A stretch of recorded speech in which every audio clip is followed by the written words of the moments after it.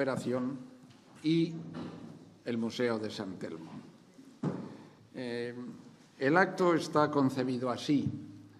Les voy a presentar al ponente, a Pascual Serrano, que después tendrá una disertación como él quiera. En el programa está previsto una media hora, pero al fin y al cabo el acto es suyo, o sea que él hablará lo que le parezca. A continuación mantendremos un diálogo, un interrogatorio conversado en torno a las cosas que haya podido decir o las que no haya dicho, y luego habrá un buen tiempo para que ustedes puedan intervenir. Aunque a lo mejor, según cómo vaya la cosa, igual les damos la palabra antes, intercambiamos el diálogo que hago yo con él, con el que quieran hacer ustedes. Es decir, no hay, en este tipo de actos no hay nada escrito, según convenga. Bueno, este señor que tienen ustedes delante en realidad es un enfermero. Las cosas son así. No lo pone en su currículum, o sea, pero es la verdad. Y además, quizá porque es enfermero es periodista. Ahora nos lo cuenta. Nació en el 64, tiene por lo tanto cerca de 50 años, y allá por el 93 se graduó en periodismo en la Complutense de Madrid. Miro y digo 64, 33, casi 30 años, vocación tardía. ¿Qué es esto? Pascual? Bueno, como buen periodista has empezado... hola, buenas a todos. Gracias a Donostia Cultura, a Museo de San Telmo y a Mariano Ferrer, que además yo también tengo que contar mi exclusiva, que es que ha venido a rastras por su ciática, por lo que el mérito es doble. Dicho esto, él también, como buen periodista, ha empezado por otra exclusiva, que se acaba de enterar de que yo antes de hacer periodismo era enfermero. Y entonces, pues baila suelta, claro, como debería de ser. Y sí, efectivamente, mi primera carrera es la de enfermería. Eso me dio una independencia y una autonomía profesional y laboral que me permitió hacer el periodismo que me gustaba y no el que me hubiera dado de comer. Hay un chiste de Roto que a mí me gusta mucho que dice: lo peor de mí es lo que me da de comer. Pues efectivamente, yo ahí pude hacer un periodismo que no me daba de comer y del cual me sentía mucho más orgulloso. Y bueno, y efectivamente, mis principios fueron en el ABC, era en cuarto o quinto de carrera, ¿no? Y era uno de los pocos sitios donde proponían, donde te podías hacer prácticas. Había dos modos de entrar en El País y en el ABC. Era uno, hacer el máster, tenías que pagar 1 millón de pesetas, y otro, ser becario, y entonces tenías que aprobar un examen. Al final los dos acabamos haciendo lo mismo, pero los ricos por la vía de pagar el 1 millón de pesetas y los pobres por la vía de haber aprobado el examen. Yo aprobé el examen y estuve un año de becario en la sección de sucesos del diario ABC, que aprendí mucho a redactar, fue muy bonito, aprendí mucho porque además la sección de sucesos de ABC es una donde podías hacer algo, pues, o te podéis imaginar que la capacidad de maniobra que tiene un becario en el ABC, en la sección de nacional o de internacional, es muy limitada, ¿no? Y en sucesos no. Como además coincidió con la Primera Guerra del Golfo, entonces retiraron al becario que estaba de cierre y yo me quedaba de único becario de sucesos cuando se iban todos. Y entonces el responsable de sucesos se enfadaba mucho porque al día siguiente, cuando iba, veía que en su ausencia yo había quitado las violadas y había metido los accidentes de trabajo.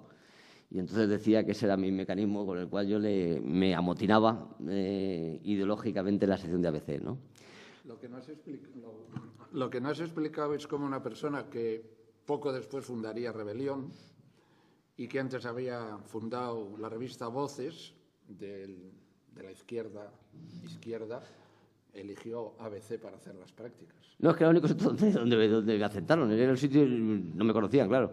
Era el único sitio donde había para hacer prácticas. Yo creo que me examiné en el País y en el ABC y ahí me aprobaron para ser becario, me pusieron en sucesos Y aprendí mucho para criticarles, pero también aprendí mucho para redactar, ¿no? Y luego para manejarme era muy divertido, como se podían hacer cosas, pero se podían hacer cosas y creo que se siguen pudiendo hacer. Bueno, primero enfermero, después periodista y siempre viajero.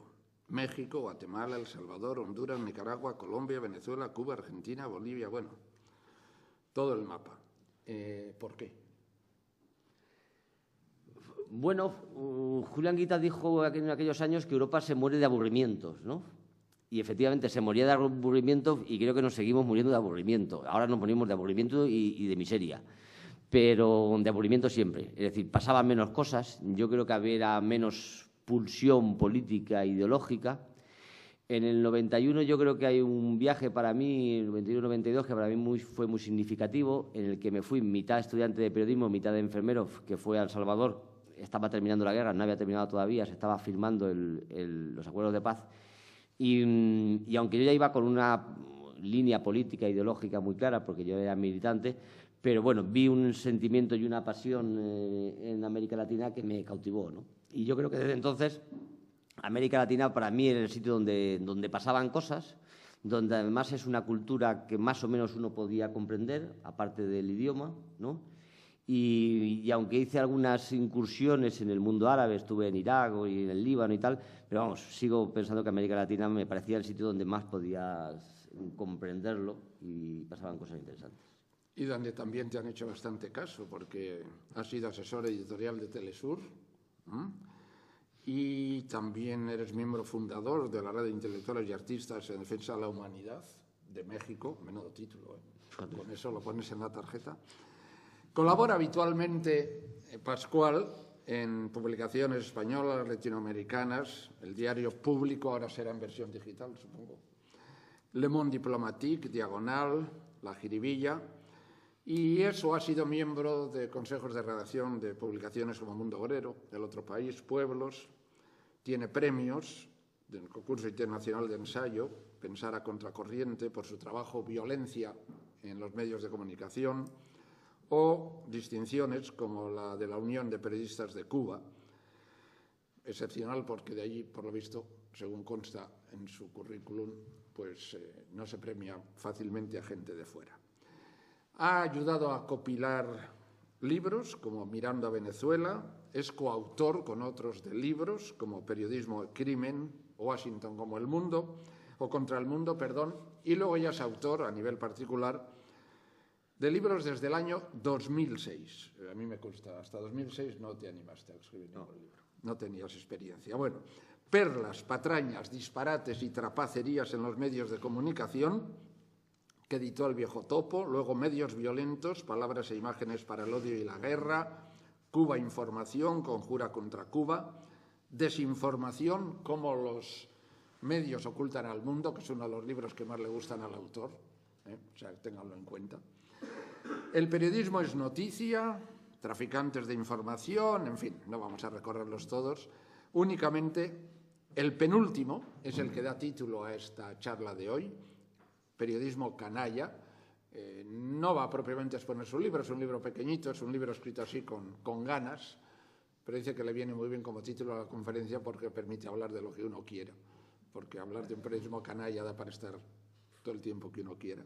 Y el último, que es también uno de los que el autor prefiere, es el de la comunicación jibarizada, cómo la tecnología ha cambiado nuestras mentes. Bueno, pues hecha la introducción en la que he tenido su colaboración, tiene la palabra Pascual Serrano, luego hablamos con él y con ustedes. Pascual. Gracias, Mariano. Bueno, yo quiero decir que es la primera vez que presento este libro. Normalmente mis actos públicos suelen girar en torno a otro de los libros, ¿no? El de desinformación, que habla de las técnicas de cómo desinforma, el de traficante de información, que es sobre los grupos de comunicación, y últimamente sobre la comunicación geolocalizada. Pero me he dado cuenta de que el planteamiento de ese libro, el periodismo canalla, a pesar de su brevedad, es más amplio que el de todos los demás, claro, porque bajo periodismo canalla la verdad es que puede perfectamente acoger las temáticas de los otros. De ahí que yo creo que el título de periodismo canalla para el acto me parece muy acertado. Con la editorial ya tuve una discusión en el subtítulo, porque el subtítulo, como creo recordar, es Los medios contra la información, porque ellos querían poner algo así como la desinformación de los medios o cómo los medios nos desinforman.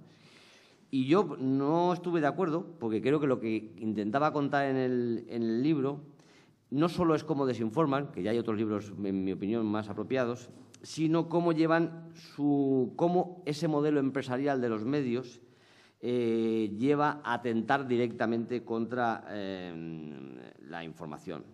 Como os he dicho, no me voy a limitar a hablar del libro. Es más, creo que lo que voy a decir no está nada en el libro. Como es tan corto, creo que si hablábamos del libro prácticamente lo quemaríamos y ya no tendría sentido leerlo, así que vamos a decir otras cosas diferentes, pero relacionadas con el periodismo canalla, ¿no? Creo que llevamos años de debate sobre la viabilidad del periodismo, sobre las empresas periodísticas, la prensa escrita, Internet, ahora las redes sociales. Y efectivamente están pasando muchas cosas, pero creo que es necesario que no nos conformemos con la lectura dominante que nos hacen de la crisis del periodismo y los últimos acontecimientos, ¿no? En realidad, no paramos de oír que el periodismo se acaba, que la prensa escrita se acaba y, en mi opinión, lo que se está acabando es el negocio de ellos, ¿no? Pero entonces, yo quiero dejar claro que no nos tenemos que quedar en esa interpretación de que, como a ellos se les acaba su modelo de negocio de prensa y de periodismo, nos quieren convencer de que el periodismo y la prensa escrita se está acabando, ¿no? En primer lugar, lo que ocurre es que la crisis está arrastrando las empresas periodísticas, pero bueno, en la medida en que esas forman parte de esos financieros especuladores que metieron a los medios también en la burbuja especulativa del capitalismo y que ahora, como se les hunde, pues como siempre hacen ellos, se llevan el dinero a otra parte. Pero bueno, es lo que tiene el capitalismo moderno, que no produce nada, que simplemente pone dinero en una burbuja que en ese momento está creciendo, está engordando y dando beneficios, y cuando explota esa burbuja, pues entonces se cogen su dinero y, como en los casinos, se llevan el dinero de ese juego del casino y se lo llevan a otro casino, se lo llevan a otro juego del casino. Es decir, no se está planteando, en mi opinión, y yo creo que ese es el pensamiento a contracorriente que yo quiero compartir con vosotros, no se está planteando la viabilidad del periodismo o de los modelos de información, sino el del modelo de sus empresas. En muchas ocasiones se me pregunta con frecuencia sobre la responsabilidad de los periodistas en la crisis del periodismo, ¿no? Bueno, yo creo que quiero empezar recordando que sí, que hay una responsabilidad de los periodistas en la medida en que el modelo se ha dedicado a laminar el espíritu crítico de los profesionales, y creo que tenemos que ser honestos y tener que decir, sobre todo porque tenemos que combatirlo, reivindicarlo y conseguir superar esa situación, que los periodistas vuelvan a recuperar un espíritu, digamos, de rebeldía o de subversión contra el poder que están perdiendo con los medios actuales, ¿no?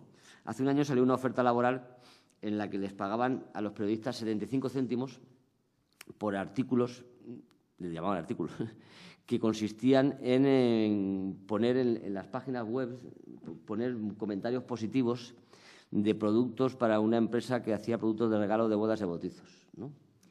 Entonces los periodistas se enfadaron, ¿no?, mucho, porque les pagaban 75 céntimos.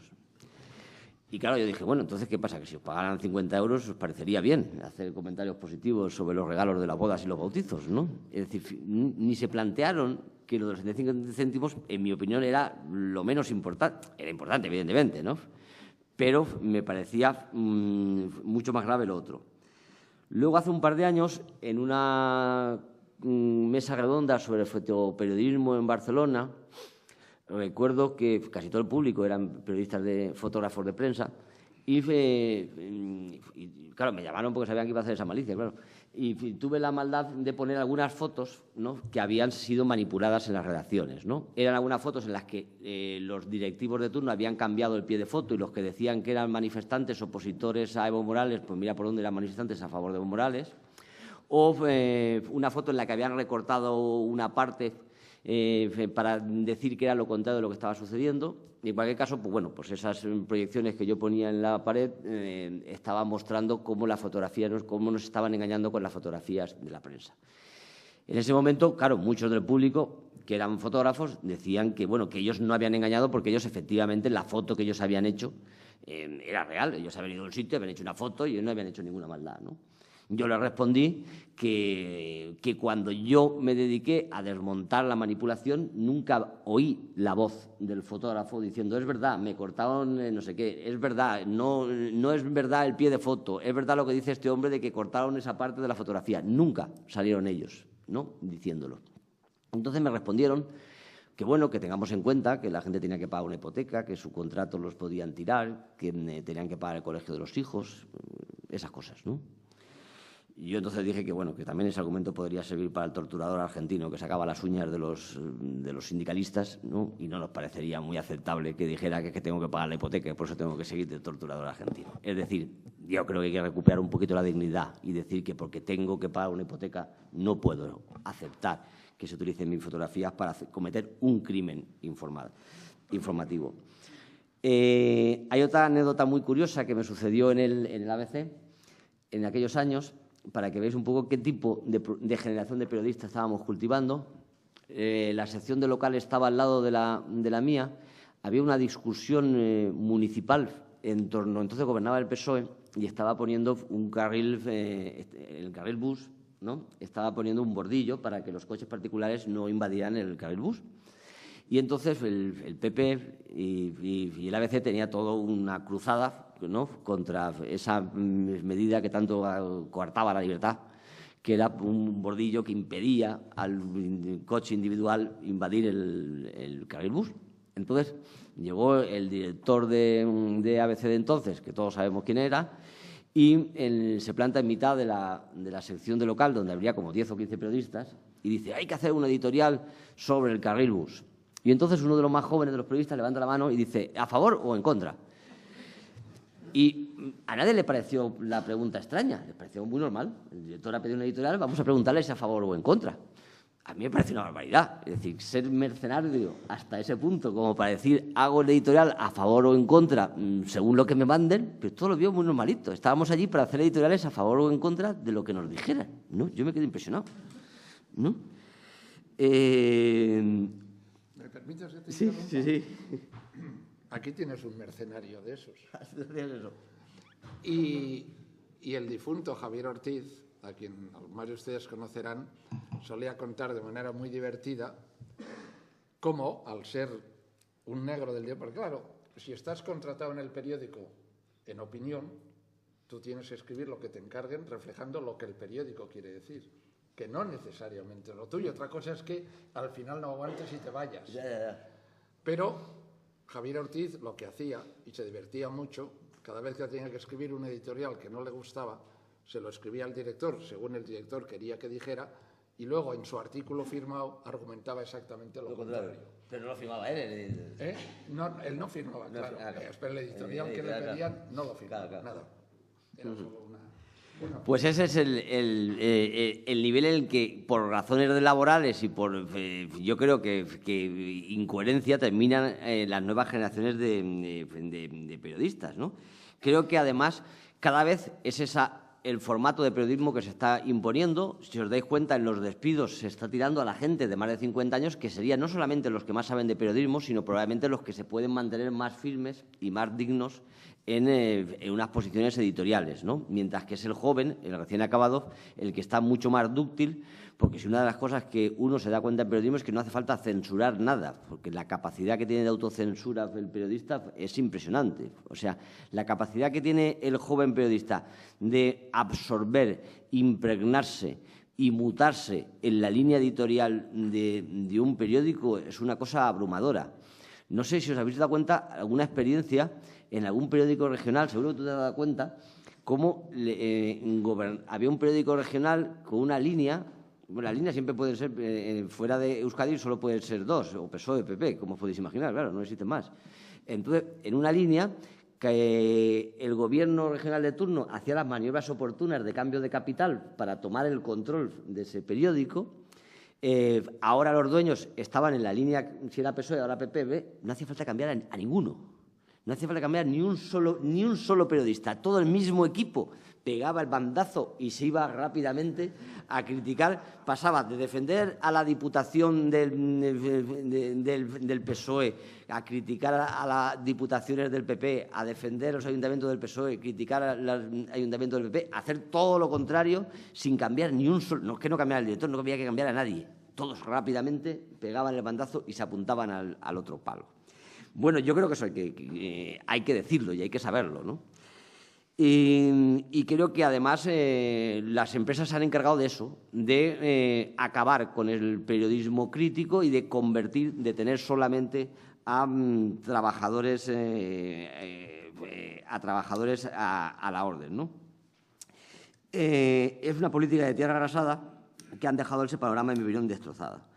Y, como os decía, con la especulación que ha surgido en la economía, pues se han llevado el dinero. Se han llevado el dinero de los grandes medios, de tal manera que ahora ya, efectivamente, donde antes ganaban dinero, ahora ya no lo ganan. De ahí que digan que no es rentable tener corresponsables, que no pueden pagarle durante 4 días a un periodista para que haga un reportaje, que dicen que las firmas ahora se tienen que sentir pagadas con la visibilidad, que es lo que dice el Huffington Post. De modo que solo escriben los que quieren visibilidad para vender alguna moto, no para hacer periodismo, como os podéis imaginar, ¿no? Es decir, si no nos pagan, si no pagas a nadie por hacer unas columnas en el Huffington Post, pues quiere decir que uno va a escribir porque políticamente le interesa o porque me interesa hablar de mi libro o porque a alguien le interesa hablar de una determinada película, ¿no? O de un determinado tema. Es decir, ya no se hace periodismo, ¿no?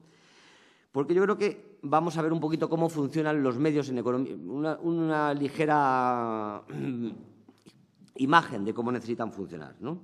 Primero, hace falta dinero para poner en marcha el proyecto y para los gastos corrientes. Creo que eso es evidente. La primera fase, que es poner en marcha el proyecto, hará falta un dinero que puede proceder de grandes empresas inversoras o financieras o puede proceder de muchos pequeños inversores, si va a ser un medio pequeño. O puede proceder el dinero del Estado. Eso parece claro. Para el funcionamiento, ese dinero puede llegar de los usuarios que pagan por la información, puede llegar de los anunciantes o puede llegar del Estado. Y luego está el lío de Internet, que unos dicen que mata al negocio y otros dicen que lo está salvando, ¿no? Pero bueno, yo creo que básicamente, para situarnos de cómo importa el dinero, creo que ese es el principio que debemos de entender. ¿Qué ocurre? El modelo especulativo está hundiendo la prensa escrita y yo lo que pretendo reivindicar es que no nos tiene que preocupar eso mucho. Primero porque la mitad de la prensa que hay en los kioscos yo creo que no aportaba ni pluralidad ni información. Luego, no hay mayor problema en que desaparezcan muchos títulos de los que hay en los kioscos. Segundo, si el negocio no interesa a los grandes inversores, quiere decir que peligran los medios que necesitaban grandes inversores, ¿no? Porque ya ni el Banco de Santander ni los accionistas de bolsa les va a interesar destinar su dinero a los medios de comunicación. Bien, los medios de izquierda, los medios cooperativos, los medios alternativos, los medios progresistas nunca tuvieron dinero de esos lugares, por lo cual tampoco estamos perdiéndonos nada. Creo que nos va a dar igual que el Banco de Santander o el Banco de Bilbao Vizcaya o los fondos de inversiones de Wall Street no les interese ahora invertir en medios de comunicación, es algo que no nos debería de preocupar porque nunca nos interesaron los medios donde invertían esos señores. Es verdad, se puede decir que se pierden puestos de trabajo, pero yo creo que eso es otro debate. Primero porque creo que se perdieron trabajos con la industrialización, se pierden trabajos de escoltas en un proceso de paz, se pierden trabajos de albañiles cuando no vamos a pedir que tienen que seguir fabricando más viviendas con 3 millones de viviendas vacías porque tienen que trabajar albañiles. En todo caso, va a ver el problema de los puestos de trabajo cómo se resuelve. Pero, en principio, quiero decir que no me preocupa que tengan un problema los grandes medios de comunicación porque los grandes inversores ya no les interesa. Luego, otro problema que nos cuentan es que están desapareciendo los anunciantes. Como sabemos, el 40 o el 50% de lo que nosotros pagamos por un periódico viene de los anuncios. A mí eso tampoco me parece que sea una mala noticia.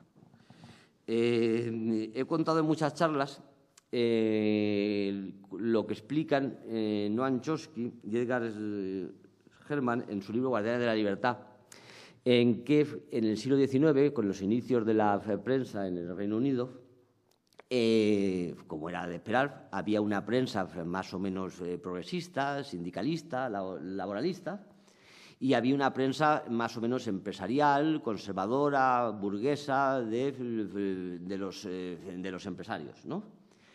En un momento determinado, alguien piensa que si pone anuncios de una fábrica de sillas o pone anuncios de una fábrica de cervezas, pues a lo mejor esos que se anuncian pues ponen un dinero que viene muy bien para el periódico, para mejorar su economía. Y claro, que ocurre que los fabricantes de muebles, de coches o de champús, pues claro, prefieren poner los anuncios en esos periódicos que dicen a los trabajadores hay que pagarles menos, los empresarios son muy buenos y son unos emprendedores, las huelgas es una cosa que es muy mala para la economía, y no en los periódicos que dicen las empresas de coches, de champús y de sillas tienen que pagarles más a sus trabajadores, la huelga que hay en la empresa X es necesaria e imprescindible porque no están reconociendo los derechos laborales. Es decir, los anunciantes, los empresarios anunciantes, lógicamente se van a una determinada prensa, ¿no?, que no es precisamente la más ligada a la izquierda, a los sindicatos o a los sectores laborales, ¿no? ¿Qué ocurre? Que entonces ya generamos una situación desigual. La prensa de derechas, de los empresarios, de los conservadores, tiene mucho más ingresos, tiene un dinero que la otra no tiene. Como tiene mucho más dinero, se puede permitir bajar el precio del periódico. Luego ya tenemos periódicos a mitad de precio si son de derechas. Aumentan la tirada porque es más barato, abaratan la producción, tiene más beneficios, mejoran sus rotativas y al final llegamos a lo que desde entonces ha sucedido, que la prensa de derechas es la que tiene mayor potencial económico gracias a que la publicidad incorpora un sesgo en su apoyo a favor de la prensa que sintoniza con los valores de la derecha, ¿no? De ahí que ahora dicen que están viviendo una tragedia porque cae la publicidad. Bueno, yo creo que a los de izquierda no nos importa que no haya anuncios ni del Corte Inglés, ni de Renault, ni de Repsol, porque nunca los tuvimos nosotros. Así que si ahora ellos tienen problemas para conseguirlos, allá ellos. Bien. Luego, otro problema que dicen es que la gente ya no compra los periódicos y que no se cree lo que dicen los periódicos. Esto último lo dicen menos, Bueno, no los compran porque todos dicen lo mismo, porque se limitan a empalmar declaraciones de políticos y de fuentes interesadas, porque no incorporan contexto que sirva para explicar la realidad, porque solo apuestan por textos breves y porque quieren contarlo todo con urgencia y, evidentemente, para hacer todo eso, Internet es mucho mejor. Y luego tampoco les compran porque no se fían de su contenido. Después de mucho esfuerzo, creo que si algo hemos conseguido en el periodismo alternativo es dejar en evidencia las manipulaciones y las mentiras de los grandes grupos de comunicación. Ya los ciudadanos saben que esos grandes medios son parte del fraude, del saqueo financiero de la crisis, porque sus dueños son miembros de ese sector financiero, ¿no? Con lo cual, lo que nos tenemos que plantear ahora es qué pasa y qué debería de pasar, ¿no? Ellos están elucubrando sobre cómo debería de funcionar su negocio, pero ese no es nuestro debate, ¿no? El nuestro es cómo dar el salto ahora que ellos se están quedando sin inversores, que no son rentables, que se están quedando sin anunciantes y que encima no los compra nadie, ¿no? Como ha dicho Pere Rusiñol, no hay que confundir los medios tradicionales con el periodismo. Paradójicamente, la descomposición de las empresas tradicionales, combinado con la revolución tecnológica que abarata muchísimo todos los costes de producción, dibuja un terreno en el que nunca ha habido tantas oportunidades. Efectivamente, y paradójicamente, creo que las circunstancias han mejorado para el periodismo decente.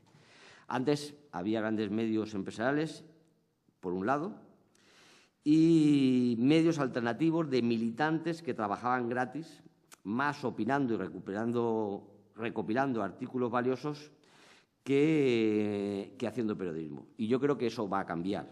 Creo que están apareciendo nuevos proyectos periodísticos que para funcionar y ser rentables no hace falta grandes inversiones millonarias de accionistas de bolsa, ni tienen que devolver grandes préstamos bancarios, ¿no? Simplemente basta con dar de comer a una docena de periodistas y a un par de administrativos, ¿no?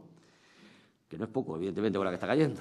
Pero reconozcamos que en este momento es más fácil hacer rentable un medio en Internet de 12 periodistas de una cooperativa que hacer más rentable el diario El País, que no va a parar de perder dinero, y quien dice El País dice El Mundo o dice La Gaceta, ¿no? De modo que yo creo que es donde nos tenemos que insistir, es decir, cómo debemos de hacer eso, ¿no?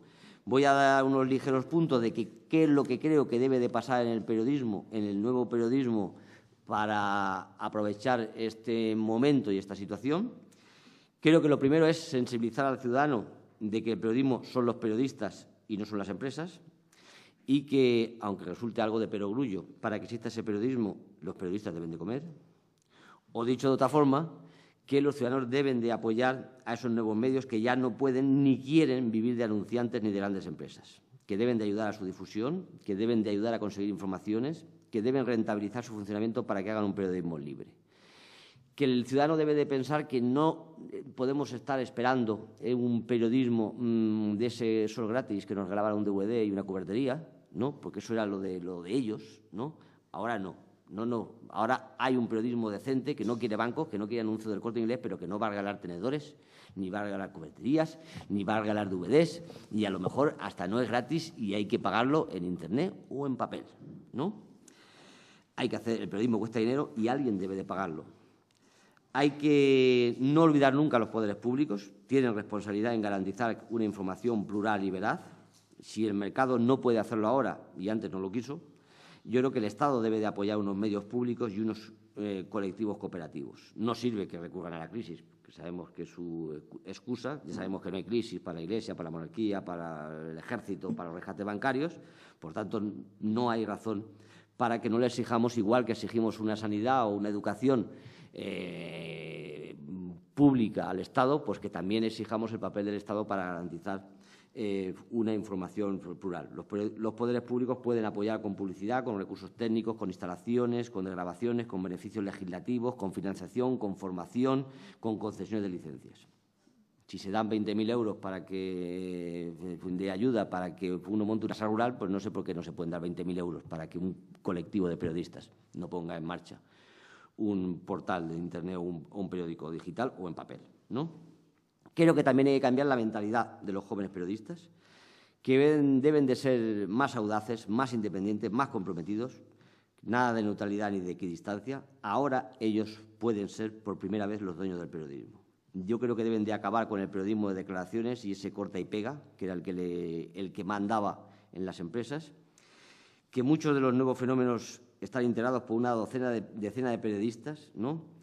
Que ya ellos potencialmente son consejos de redacción, que es lo que no ocurría antes. No es como antes, que había medio docena de tipos con corbata que se reunían, decidían los contenidos y luego llamaban a la tropa para que se dedicara a rellenar los contenidos que habían decidido esa media docena. No. El nuevo formato permite que haya una docena de periodistas que se reúnen y que ellos sean consejo de redacción, que deben hacer algo muy diferente de lo que hacían antes, que deben huir de la moqueta de la rueda de prensa del poder, que deben pensar en noticias que no llegan por las agencias, que deben de buscar fuentes informativas inexploradas, que deben puentear por sistema todos los gabinetes de prensa que solo buscan vendernos motos. Es decir, deben hacer lo contrario de lo que antes nos pagaban por hacerlo en los medios. El otro día me di cuenta, con motivo de la entrevista a Julian Assange que le hizo el programa que le hizo Jordi Évole, me puse a mirar.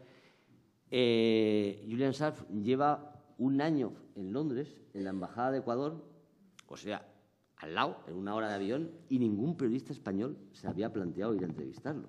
Y es evidente que el tipo no tiene muchas cosas que hacer encerrado en la Embajada de Ecuador, en Londres, y no creo yo que su agenda esté muy ocupada como para no atender a un periodista español, ¿no? Pues en todo el año a ninguno se nos había ocurrido ir a entrevistarlo al tipo a una hora de avión que estaba ahí, además encerrado, no se podía escapar, estaba perfectamente ubicado, localizado y presumiblemente con bastante tiempo libre, ¿no? Y con mucho que decir, pues no ha habido nadie, ¿no? ¿Por qué? Porque nos faltaba la audacia, porque como estamos acostumbrados a que un jefe nos lo mande y como ningún jefe lo mandó, pues no fue nadie, ¿no? Creo que también lo que hasta ahora entendíamos como medios alternativos tiene que cambiar. Cuando nace Rebelión en el 96, en Internet no había nada. No estaban los grandes medios, ni las agencias de prensa. Ningún intelectual o analista díscolo tenía un blog ni se planteaba publicar en Internet. Los lectores de la red no existían, tampoco los buscadores. Entonces nosotros pensábamos hacer una agencia de prensa para radios libres o boletines escritos, porque no imaginamos que la gente alguna vez pudiese informarse por las páginas web y menos aún encontrar Rebelión, ¿no? Entonces, un grupo de amigos con mayor o menor relación con el periodismo, pero con una clara formación política y con contactos en los movimientos sociales, pues decidimos dedicar parte de nuestro tiempo libre a recoger informaciones que estaban silenciadas, la opinión de analistas valiosos que los medios los tenían proscritos, y con eso hicimos un portal, que era Rebelión. No teníamos tiempo de hacer periodismo, no hacíamos periodismo, ¿no? La situación creo que ha cambiado ya.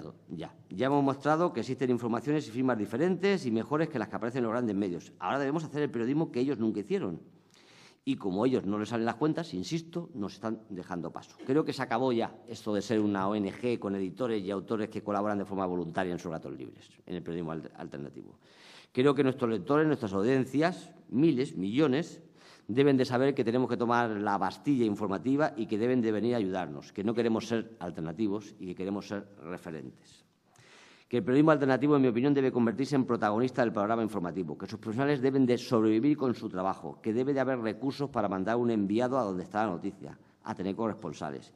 Que ya vale eso de que el amiguete de Berlín o de Moscú, cuando tenga un hueco el fin de semana, nos traduzca algo de la prensa de izquierda de allí, ¿no? Creo que vivimos en un mundo globalizado y que además esos gobiernos de izquierda de América Latina que creo que les tenemos que defender porque su revolución y sus valores son los nuestros, también a ellos les tenemos que exigir que nos ayuden en hacer otro modelo otro formato de periodismo, que nos ayuden económicamente y financieramente porque sus principios y sus valores son los nuestros y porque hace falta crear otro periodismo diferente que no sea el de la ONG de los amiguetes que cuando salen de trabajar en la universidad pues se dedican a recoger por ahí noticias. Creo que también hay que explicarle a los ciudadanos que habrán comprobado la capacidad que tiene el mercado de invadir el panorama con la superficialidad, con la frivolidad, con el espectáculo, el cotilleo y la vacuidad. Se necesita una sociedad que de verdad quiere informarse, aunque eso suponga esfuerzo. El ciudadano tiene que buscar fuentes fidedignas, que no se deje llevar por el rumor que está ocupando las redes sociales e Internet, que contraste las informaciones que le llegan, que busque profundidad y antecedentes, que denuncie la mentira y la manipulación. Ya sabemos todos que es más fácil sentarse en el sofá ante la televisión y tragárselo todo. Pues bueno, pues por tragárnoslo todo en el sofá, en la política, en los sindicatos, en el trabajo, en la escuela y en la universidad y en el asociacionismo vecinal, pues así no va. Creo que las redes sociales también se han convertido en un arma de doble filo. Como positivo, creo que han terminado con el oligopolio mediático que decidía la agenda, pero también con la agenda alternativa. La gente ya no entra en la portada del País, pero tampoco entra en la portada de Rebelión. Acceden a informaciones a través de las redes, no de una portada donde hay secciones de nacional, internacional, cultura y deportes. La desprofesionalización de la agenda informativa, por llamada de alguna manera, supone aparentemente menos control ideológico, pero también menos control profesional. Ahora hay que advertirlo, cualquiera se presenta como experto en Siria, cualquiera crea una cuenta en Twitter y dice que está informando desde Mali de la guerra de ese país y cualquiera reenvía, retuitea y coloca en su muro de Facebook todas esas cosas que no son nada. Los ciudadanos que partan, en mi opinión, de una base cultural formada, con conocimientos históricos y de geopolítica, con experiencia en el manejo de fuentes informativas, pueden acceder, gracias a las nuevas tecnologías y a los nuevos formatos, a muchas informaciones y, además, pueden colaborar con conocimiento y sentido común a difundirlas. Pero, y esa es la gravedad de la situación, el que no tenga esos conocimientos previos, no sepa diferenciar la información y la fuente valiosa del rumor y la intrascendencia, yo creo que se va a encontrar dando vueltas, cada vez hay más gente así, en un torbellino en el que no se va a enterar de nada, se va a volver loco con retuiteos, muros de Facebook y comentarios, y encima se va a dedicar a mandárselos a todo su entorno, sus retuiteos, sus muros de Facebook y sus rumores, ¿no? Y lo único que va a hacer es crear mucho más ruido.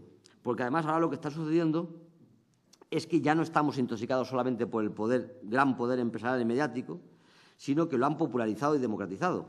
Han popularizado y democratizado la basura desinformativa. Y ahora ya todos expandimos basura informativa y hay muchos de los nuestros con buena intención que también se están dedicando, ¿no?, a difundir campañas absurdas que no existen, denuncias que no tienen fundamento y informaciones que no son verdad, ¿no? En el libro de la comunicación generalizada cuento algunos ejemplos curiosos, ¿no?, de cómo circulan todavía correos electrónicos para que escribas a los diputados en contra del canon por el préstamo de libros de las bibliotecas, ¿no?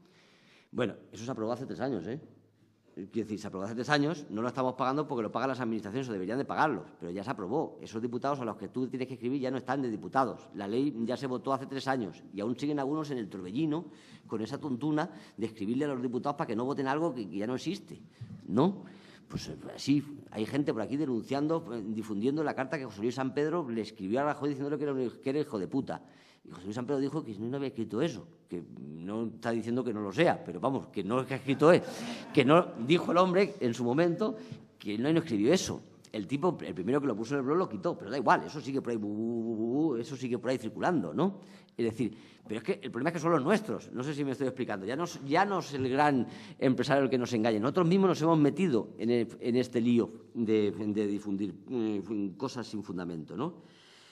Bueno, yo creo que el periodismo canario, y voy terminando, cuento algunos ejemplos, algunas anécdotas de que se puede hacer otro periodismo, de que hay que recuperar el periodismo comprometido de quien renegaba de la equidistancia, como pueden ser John Reed, Kapuczynski o Tiziano Terziani, que hay que incorporar contexto, análisis, antecedentes, como lo que vemos todos los meses en publicaciones como Le Monde Diplomatique, que creo que hay cambios legislativos muy valiosos que hay que seguir muy de cerca en América Latina, que la gente no los conoce, pues ya se encargan ellos de no contarlos por si alguno piensa que se podrían aplicar aquí y que me parecen impresionantes.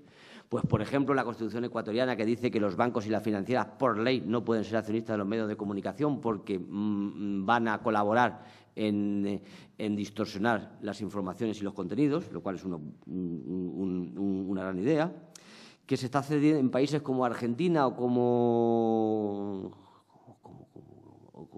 Uruguay, se han repartido las licencias del Estado, las licencias de emisión de radio y televisión se han repartido 1/3 para el Estado, 1/3 para las asociaciones sin ánimo de lucro y 1/3 para las empresas privadas, mientras que aquí lo que se está haciendo es que se da a todas las empresas privadas y la nueva ley audiovisual lo que deja claro es que las organizaciones sin ánimo de lucro tienen por ley prohibido facturar más de 50.000 euros si son radios y por ley prohibido facturar, no ganar, facturar más de 100.000 euros si son una televisión, es decir, por si acaso el mercado no te tira, yo por ley te tiro, ¿no? Te expulso, bueno, pues eso hay que decirlo, que se han aprobado en esos países, por ejemplo, en Bolivia y en Venezuela, normas que garantizan la veracidad de las informaciones y que sancionan la manipulación. Esa veracidad que está garantizada en la Constitución española, ¿no? Pues allí ellos tienen una ley para que no se mienta, para que no salga gratis mentir, ¿no? Porque por si no nos hemos dado cuenta, aquí sale gratis mentir y no pasa nada.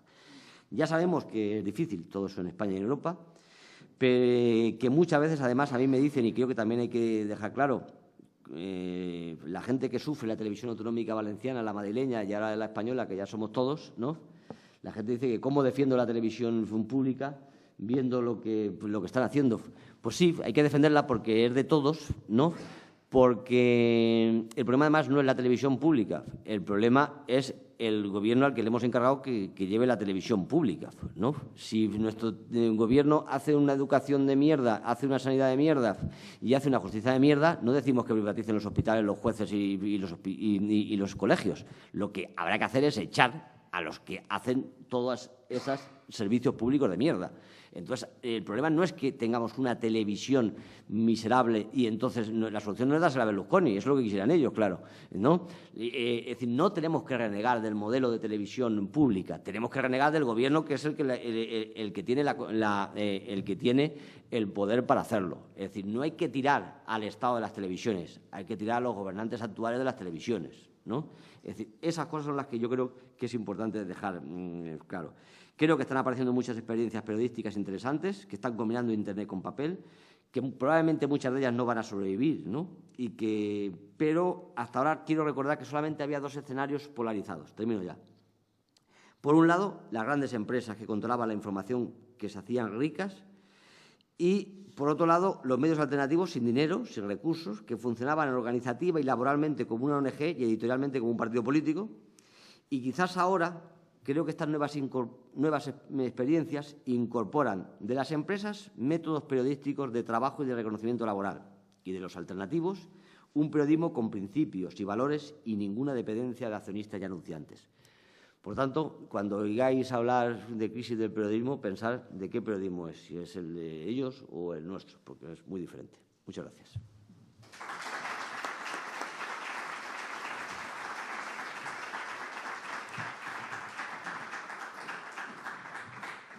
Muy bien, con el permiso de Pascual.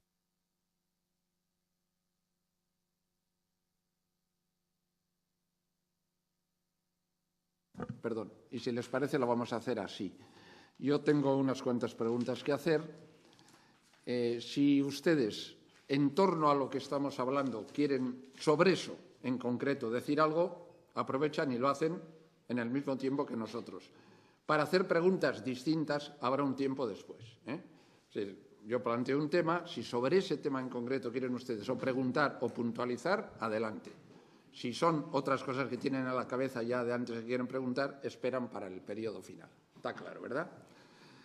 Bueno, Pascual, vamos a ver. Tú has hablado, para empezar, de la lectura dominante que se está haciendo de la crisis, que es los medios tradicionales que han copado el mercado de los medios de masas, porque tenían el mercado cautivo, porque tenían un sistema de producción que les permitía acceder a grandes masas en condiciones económicas a los que otros no podían. A estos se les está acabando el chollo. La vaca no da más leche. ¡Qué bien! Ocurre, sin embargo, que junto a esta lectura dominante hay otras dos lecturas dominantes también, que es una, la de la nostalgia. Es decir, para recuperar eso que hemos perdido, tenemos que volver a ser lo que hemos sido. Unos periodistas, oye, como éramos. Hay esa lectura. Acaba de salir un libro, el señor Basset, su director del País, el último que apague la luz, refiriéndose a que esto se acaba. La tesis del libro es: tenemos que volver a ser lo que hemos sido los periodistas. Yo te pregunto si eso es verdad. Si es verdad que ha habido un tiempo en que ese periodismo copador de los medios de masas era un periodismo de fiar, si es que nos hemos vuelto malos los periodistas o simplemente eso es una fantasía. Segundo, esto que pasa ahora tiene para mucha gente un serio inconveniente. Es decir, hoy día hay mucha gente que es capaz de tener acceso a la información por su cuenta. Hay millones de personas que no son capaces y que han vivido teniendo una idea del mundo, mejor o peor, pero una idea del mundo a través de ese envío que les llegaba cada día, como por así decir el menú del día, ¿no? Les decía, mira, el mundo es así. Era una versión simplificada, era una versión sesgada, se dejaba muchas cosas, tal, pero, bueno, te hacías una idea para funcionar en la vida y mucha gente no quiere más o no necesita más. ¿Qué le respondes a este público al que tú le estás invitando a una actuación inquisitiva, casi profesional, de decir, a ver esta información, por qué está bien, por qué no está bien, a ver cómo la contrasto? Eso es una tarea excesiva. Ese producto que a la gente le dice, mira, este mundo en el que vives más o menos va por aquí, ¿sigue siendo necesaria o no? Todo eso para empezar. Dos cosas complicadas, pero intentaremos. Bueno, sí, sin duda hubo un tiempo que el periodismo era mejor, pero no son los 90 o hace 8 años, cuando ellos estaban ganando dinero, ¿no? Es decir, el periodismo que iba mejor, en mi opinión, era el que te hizo John Reed cuando te escribió Los 10 días que estremeció en el mundo, o el que te hizo Kapuscinski porque estaba fuera del mercado y mira por dónde había una agencia pobre pero comunista que le mandaba a sitios que no interesaban económicamente, como eran los procesos de descolonización de África, ¿no? Es decir, sí que hubo un periodismo valioso en determinadas coyunturas. Por ejemplo, hubo un periodismo magnífico que la gente no conoce, que es el de Edgar Snow, que es el que nos descubrió China, la China comunista, y que salió a la luz porque eso era durante la Segunda Guerra Mundial, y como en aquel momento los comunistas chinos eran de los nuestros, porque claro, eran el frente contra el fascismo de Japón, ¿no? Entonces dejamos que alguien nos contara cómo eran los comunistas chinos. Cuando se acabó la Segunda Guerra Mundial, evidentemente empezó la Guerra Fría y el tipo ya nadie le publicaba nada porque ya a los comunistas no nos interesaban contar lo que hacían en China. Es decir, sí que ha habido momentos honorables en el periodismo, pero además no solamente por ser de la izquierda. Terciano Terziani ha defendido un periodismo comprometido y no era precisamente... y acabó en unas posiciones muy renegando de ello. Quiero decir que sí que existía ese periodismo en otros tiempos, pero que ¿cuándo qué? Pues cuando evidentemente la publicidad no era tan importante, cuando eran algunas empresas, aunque fueran de comunicación, eran empresas periodísticas, pero es que ya no eran empresas de comunicación las que mandaban aquí. Es que también hay que decirlo. La gente se cree que es que ese tópico que se decía, que el periodismo les daba dinero a unos tipos que hacían un negocio con la comunicación. Bueno, sí, hacían un negocio con la comunicación, pero es que no eran empresarios de la comunicación, eran el departamento de imagen de un gran emporio. Eran empresas financieras de telefonía, de telecomunicaciones, de hidrocarburos, que tenían parte de sus inversiones ahí, ¿no? Entonces, no se está perdiendo ese periodismo mítico que ellos dicen de que hay que volver. A lo mejor esto lo que quieren volver es a sus stock options millonarias de hace 5 años, no te fastidia, ¿no? O alguien piensa que ¿qué periodismo? Juan Luis Cebrián me va a recuperar ¿qué periodismo? Él hizo un periodismo que echa de menos Juan Luis Cebrián hacer algún tipo de periodismo suyo, porque él es periodista, ¿no? A lo mejor el de su padre, en el franquismo, no.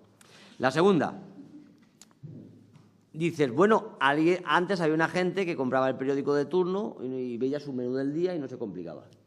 Fíjate, es como una dictadura o una democracia. Con el franquismo había una gente que ponía el parte y ya veía el menú del día y no se tenía que calentar la cabeza. Veía las elecciones, sabía quién tenía que votar y no se calentaba la cabeza. Y llega un momento que es la democracia, coñazo, ahora hay un montón de partidos y hay un montón de programas electorales que me los tengo que leer. Y ahora resulta que en el trabajo hay sindicatos y hay reuniones y asambleas y discuto y me peleo a ver qué es lo que hacemos los trabajadores en el sindicato. Y los vecinos, otro lío. Ahora hay asociaciones de vecinos que nos reunimos para ver si hacer un parque, para ver el colegio, no sé qué. Es todo un mareo. Era mucho más sencillo la dictadura. En la dictadura no hacíamos asambleas en el trabajo, con lo cual, mira, me llegaba más pronto a casa, ¿no? No tenía que leerme todos esos programas electorales, ¿no? No tenía que discutir de política con nadie. Llegaba a casa y no tenía que ir a la reunión de los vecinos a ver que el parque, ahora que van a cerrar el parque y tengo que ir a una asamblea. ¿Ves cómo las dictaduras son muy sencillas, ¿no? Y las democracias son muy complicadas, ¿no? Pues efectivamente.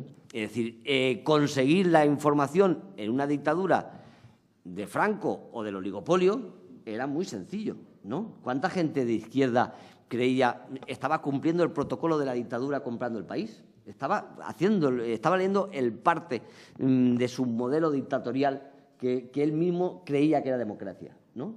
Entonces lo veía, ya sabía que no sé qué, pues Chávez era malo, pues el país, en Cuba hay una dictadura, Colombia va bien, porque hay un pocos muertos, pero bueno, va bien. En realidad lo que iba bien eran los libros de Santillana que los vendían allí, pero los libros de texto que los estaba vendiendo el dueño de Prisa en Colombia, ¿no? Pero bueno, él con su parte, los más viejos saben lo que es el parte, ¿no? Los jóvenes no. Bien, el parte era la denominación del informativo franquista. Es decir, es lo que provoca la democracia. La democracia y la libertad hace que ahora te tengas que replantear muchas cosas, que a lo mejor tienes que no fiarte de determinadas y tengas que contrastar, que ahora a lo mejor tienes que buscar la fuente original y cuando alguien ve una noticia que dice que son estupendos los transgénicos, oye, pues a lo mejor hay que preguntarle a alguna asociación ecologista a ver esto de los transgénicos de qué va. Claro, es un esfuerzo, claro, ¿no? Y que cuando no ha salido ninguna muerte de indígenas defensores de derechos humanos en Colombia, en la prensa, pero a lo mejor resulta que por internet está llegando algún medio o una asociación de derechos humanos que te dice que sí, que han matado a 10 defensores de derechos humanos en Colombia.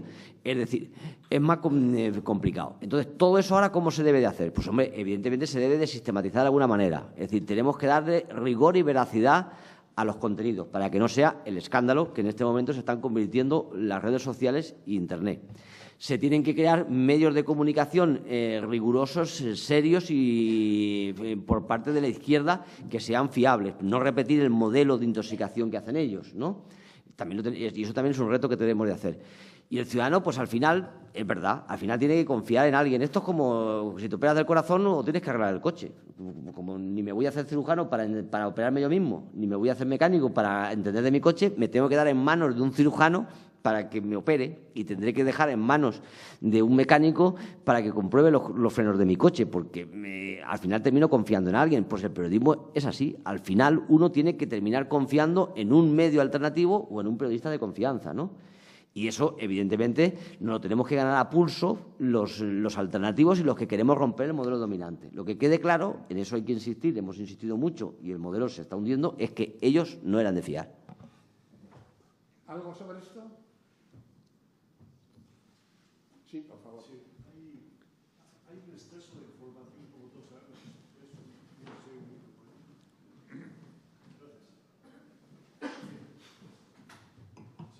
Sí, sí. ¿Se oye?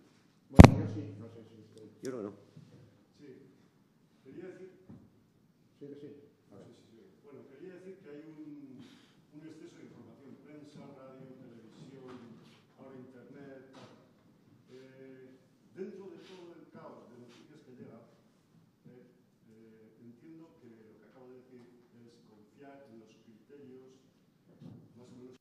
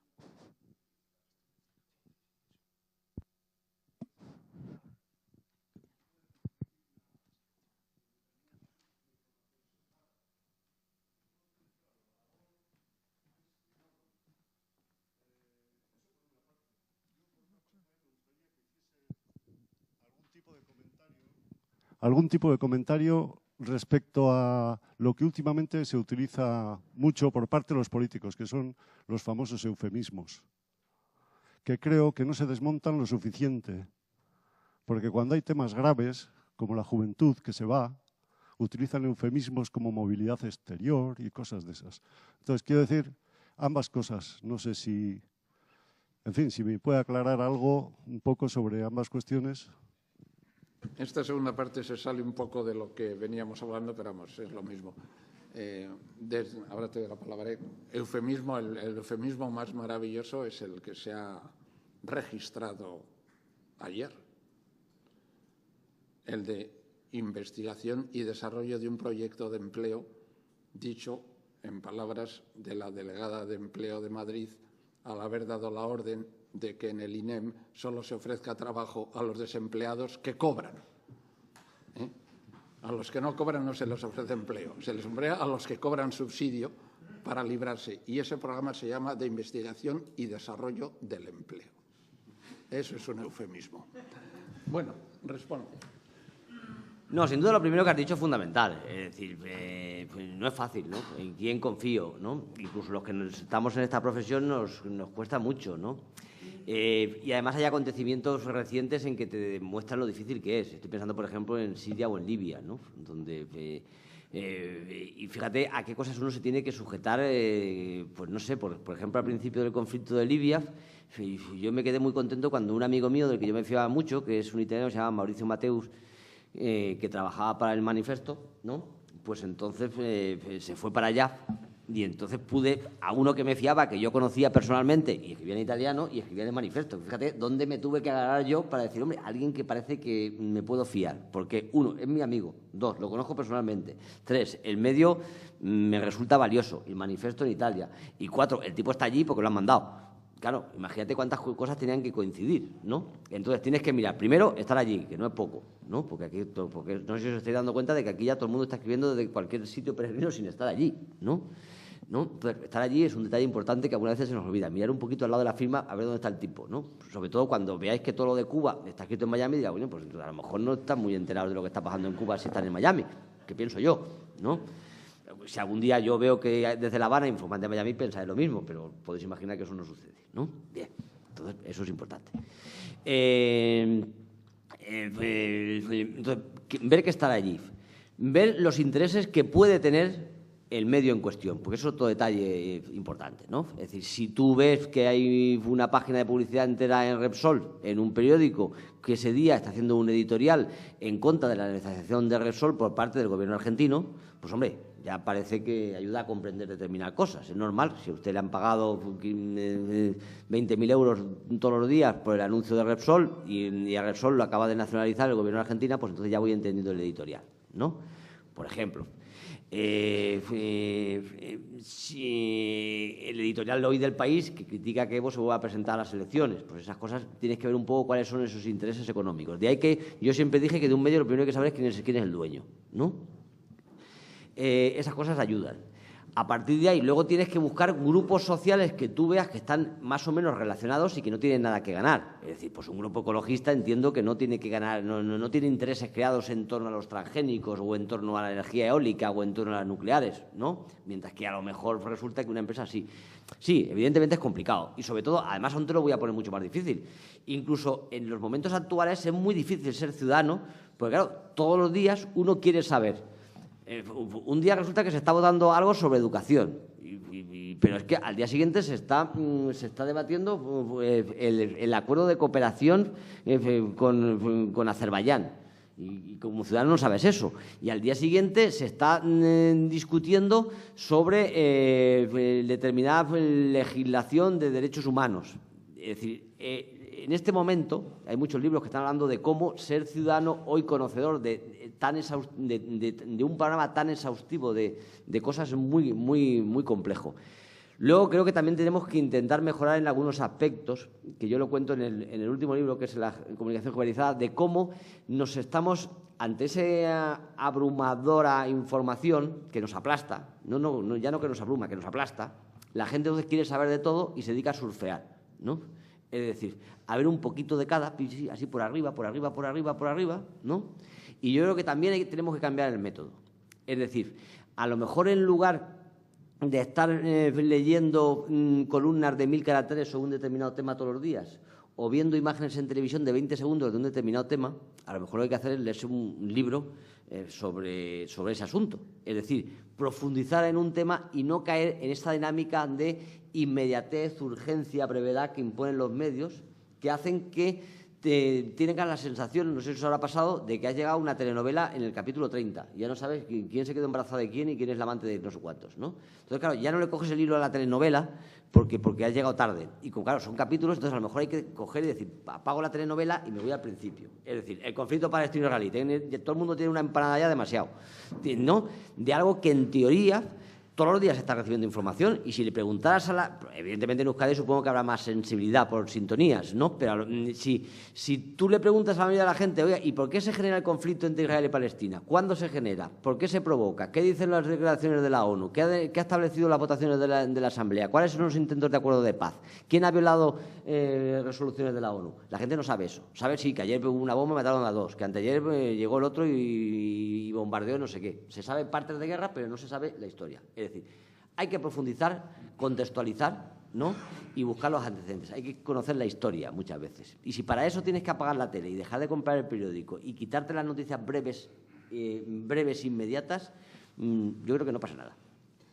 Bien, no hace mucho, cosa de 10, 15 años, se hablaba mucho de una de las pestes del periodismo, que eran los gabinetes de comunicación.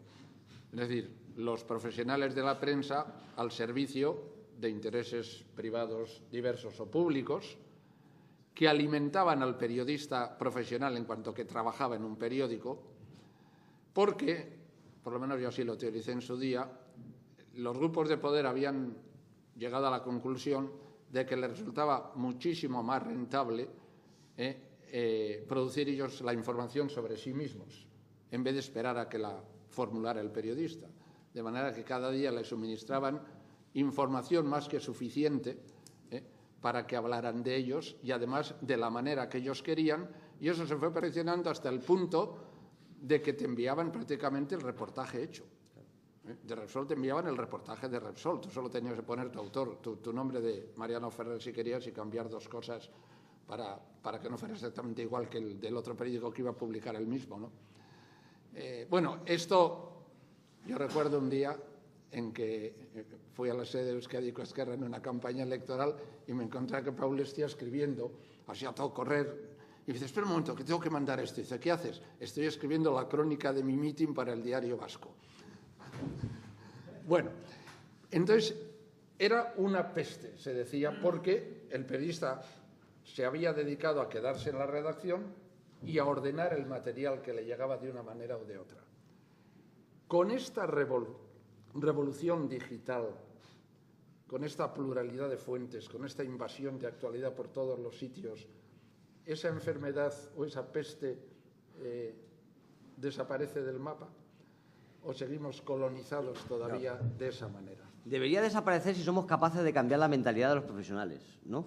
Es decir, antes el profesional no lo podía cambiar porque le estaba a las órdenes, tenía que ser productivo, tenía que hacer lo que le decían los jefes, ¿no? Y entonces no podía hacer otra cosa diferente. Decía, al hilo de lo que tú contabas, decía George Orwell que periodismo era difundir algo que alguien no quería que se supiera. O sea, justo lo contrario de lo que está sucediendo. Ahora todo, hay estudios que dicen que el 90% de los contenidos de prensa son informaciones promovidas por alguien. Por el empresario, por el sindicato, por el gobierno, por la oposición, por el vecino o por el no sé quién. Siempre está promovido por alguien. Es decir, son motos que vende alguien, ¿no? Pero además, como tú bien dices, en la prensa regional saben muy bien los periodistas en qué consistía su trabajo. Se levantaban por la mañana y tenían una agenda que les habían puesto desde sus jefes, ¿no? Que era, primero te vas a la rueda de prensa de no sé quién, luego te vas a la rueda de prensa del enemigo del no sé quién, luego te vas a la rueda de prensa del sindicato, luego a la nota de prensa de no sé qué, luego no sé qué. Y entonces tenía toda una especie de recorrido por las motos que le vendían, ¿no? Y al final, según el palo editorial de la empresa, la moto daba una página o media, según será de los nuestros o no, claro, o ninguna, según de quién fuera, ¿no? Y eso es lo que llamaban periodismo, ¿verdad? Bien, el periodista no tenía ninguna capacidad de maniobra ahí. No tenía ninguna, porque él se levantaba su agenda y le decía, escribir esto, tienes que cubrir esto, tienes que cubrir lo otro. No es que no pudiera investigar, es que tampoco podía atender una asociación de vecinos que llamara para decir tengo un bombazo. No puedo, tengo que escribir en la rueda de prensa o me tengo que ir a la cosa. No podía. Estaba todo atado y bien atado. Ahora no.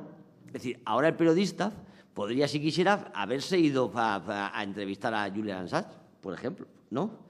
O podría pensar, no sé, estoy publicando una de las cosas que he hecho, y no, poner ejemplos míos no me gusta, pero no sé, si te vas a determinados viajes, a la Feria del Libro de La Habana, pues puedes entrevistar al espía que ha escrito un libro y que te cuenta la historia y no sé qué, no sé cuántos, y con eso escribes un reportaje. Eso antes no te lo iban a encargar nunca, no te lo iban a encargar y además no hubieras tenido tiempo nunca para hacerlo. Nunca lo tenías. Solamente el freelance, que además prácticamente ya no estaba porque porque no había hueco, ¿no?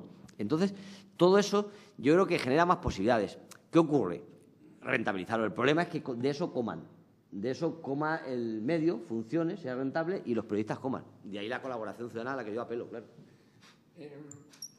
Con el retrato que has hecho del periodismo alternativo, que te abre todas esas avenidas informativas que no tenías, y la apelación que has hecho al individuo ciudadano, consciente de su responsabilidad de estar informado para actuar correctamente en la sociedad, ¿es verdad esa amenaza que los periodistas tradicionales están hablando tanto de que el periodista deja de ser necesario?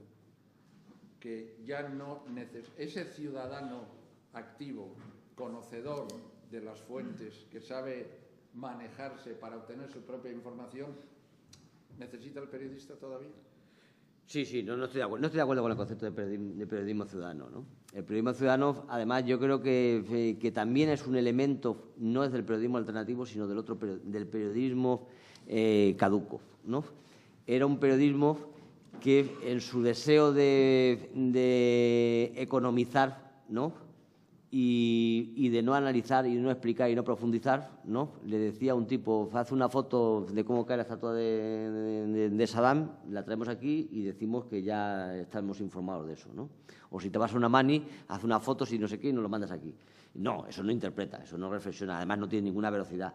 Y eso se presenta con una aureola de participación ciudadana y de democratización y no, yo sinceramente creo que el periodismo necesita unas técnicas, otra cosa es que no sea necesariamente la facultad la que las dé, eso también estoy de acuerdo, ¿eh? Pero no, el mito ese del periodismo ciudadano, de que cualquiera que viene de que estamos haciendo un periodismo estupendo, porque no, yo creo que de hecho hay medios que juegan a eso. La BBC, por ejemplo, lo hace, pone un tema y luego dice, ahora manda tus fotos y manda tus cosas. No se ha jodido. Tú pones el tema, ¿no? ¿Entiendes? Es decir, tú pones el tema, es decir, el crimen del aborto y ahora manda tus fotos. Mira, periodismo ciudadano. No. Es decir, eso lo están haciendo muchos, ¿no? Entonces yo creo que no reivindico el periodismo ciudadano y me parece que no es esa una propuesta. Sobre esto, ¿alguna opinión o alguna pregunta? No sé si yo veo bien. Me quito las gafas para ver. No parece que levantaste ya la mano. Hablemos del periodismo militante. Has hecho mención a esa especie de facilidad con que el periodista se pone la camiseta de la empresa. O sea, hoy día hay un militantismo de la empresa. Es decir, la empresa tiene que ir bien para que yo tenga trabajo y, por lo tanto, pues lo que diga la empresa. Hoy día, donde el militantismo de la empresa se aprecia de una manera descarada, es en el relato que nos hacen de la corrupción. ¿Qué periódicos hablan de unos corruptos y qué periódicos hablan de los otros corruptos? Parecen como que no son comunicables, son dos mundos, cada uno tiene sus corruptos preferidos. Los otros no existen porque o son de los nuestros o pueden ser. Ahora bien, esto es una cosa es que el periodista pues sepa en qué empresa está y se está ganando la vida y por lo tanto, bueno, para mantener el trabajo yo juego a lo que la empresa me dice, y otro es el periodista militante de una causa que se considera responsable de sacarla adelante. Tú has dicho, y has mencionado a Tiziano Terzani, sale en alguno de tus libros, no me acuerdo exactamente en cuál, que dice, rechazo el periodismo equidistante. Y en esa misma línea, un autor tan querido y consagrado en sus ideas del periodismo, como Camus, decía, yo no estoy al servicio de los que hacen la historia, sino de los que la sufren. Te pregunto, ¿esto tiene que ser así? La pregunta tiene esta cosa. Sí.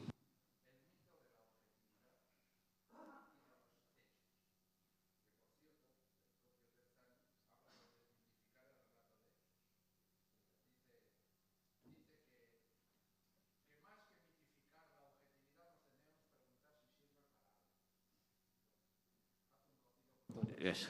Bien. No, ese cocido está hecho, porque tengo todo un libro que es contra la neutralidad, que recoge la trayectoria de varios periodistas, no de Tiziano Tiziani, pero bueno, de él también se habla algo. Y bueno, yo creo que no existe la neutralidad, no existe la objetividad, no existe la imparcialidad, que todo eso es un cuento chino.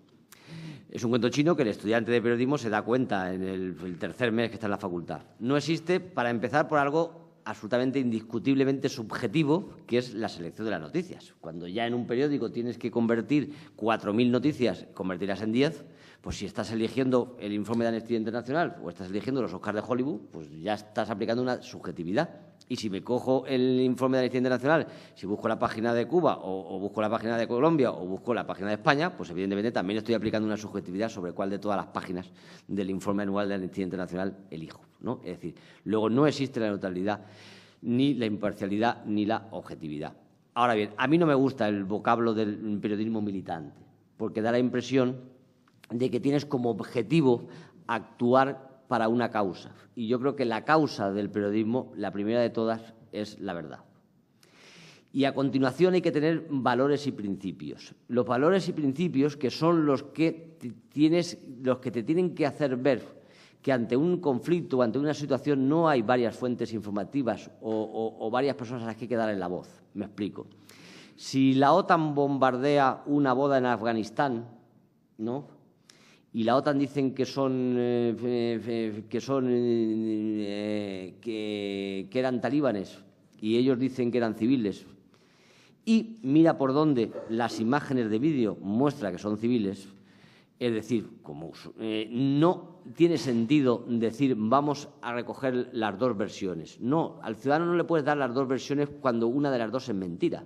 El periodismo nació para que nos dijeran la verdad.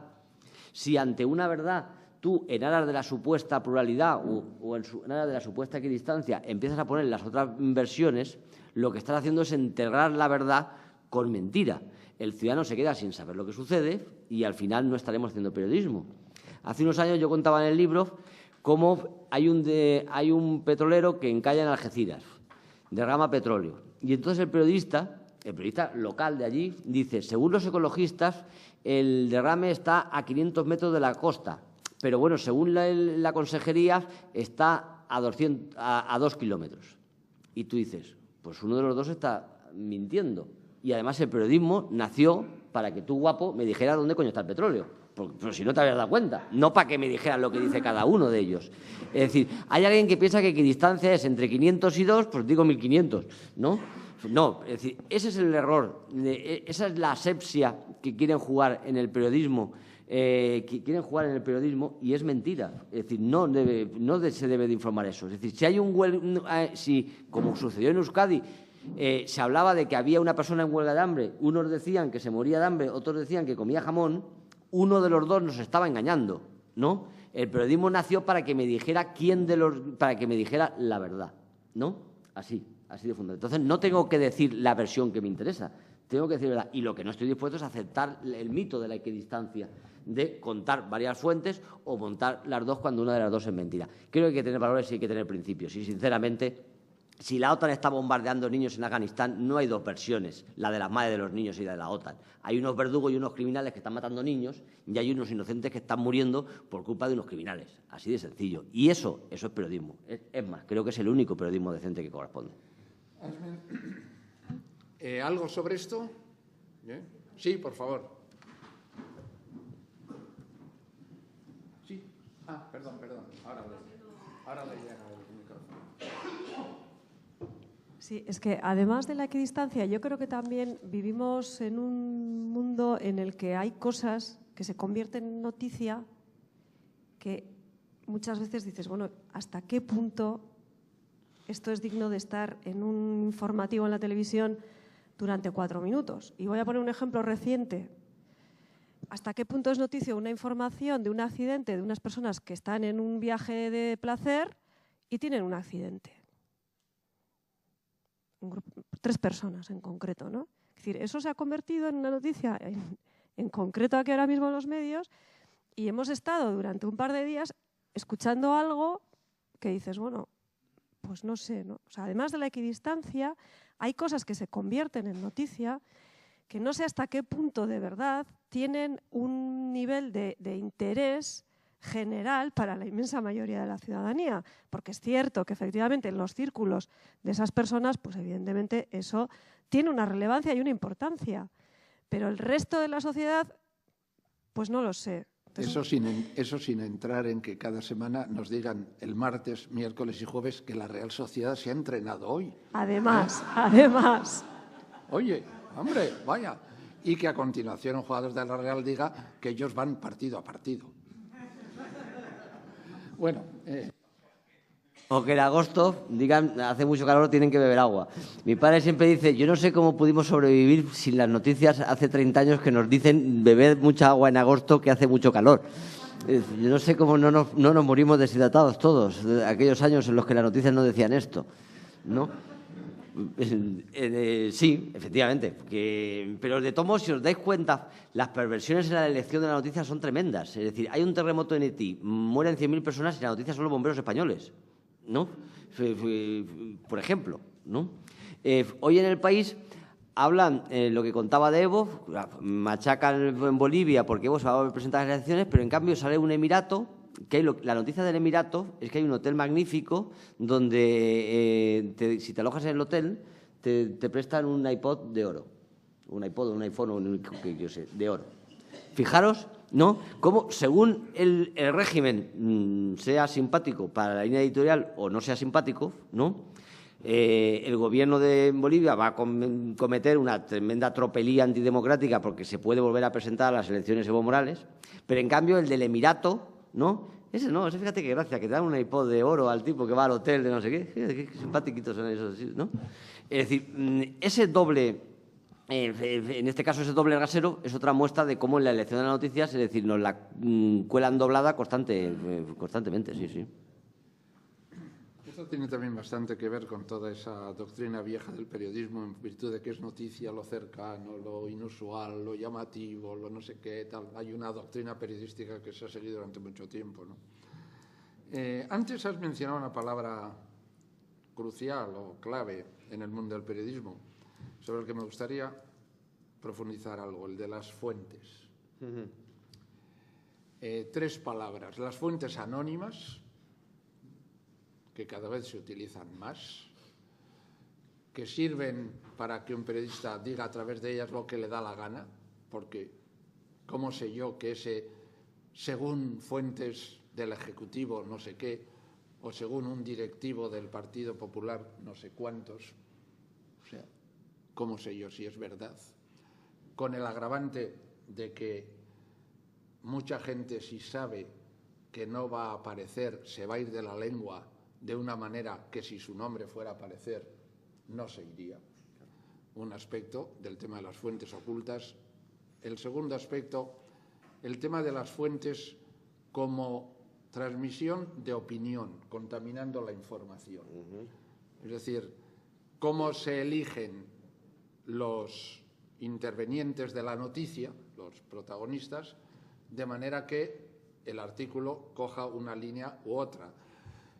Esto en el caso del País Vasco, cuando se hacían esos relatos sobre cosas que pasaban en este país, en este pueblo, en aquel pueblo, era increíble ver cómo las fuentes condicionaban absolutamente el artículo, es decir, según quiénes elegías. Y luego el tema de las poquísimas fuentes de investigación. Es decir, que prácticamente las fuentes que hoy se leen en los periódicos, en los medios, digamos, masivos, son declarativas de los propios involucrados en el hecho, bien sea políticos o empresarios o lo que sea. Es decir, esas son las fuentes. No se va más allá para que otra gente que conoce la problemática y pueda no estar contaminada, ilustre lo que pasa. Bueno, sobre todo esto, ¿qué nos dices?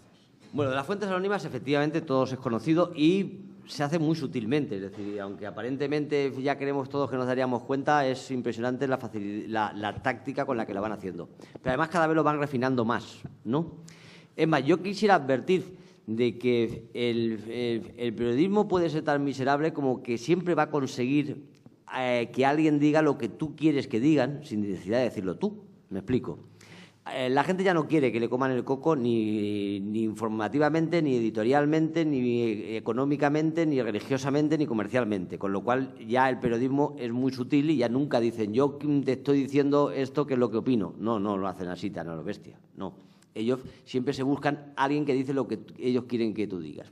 Sinceramente, yo creo que en este momento un periodista podría conseguir un arquitecto que diga que este edificio le va a durar 6 meses porque se va a hundir porque tiene muchos fallos estructurales, y podría conseguir un arquitecto que diría este edificio va a durar 500 años porque es uno de los mejores de todo San Sebastián, ¿no?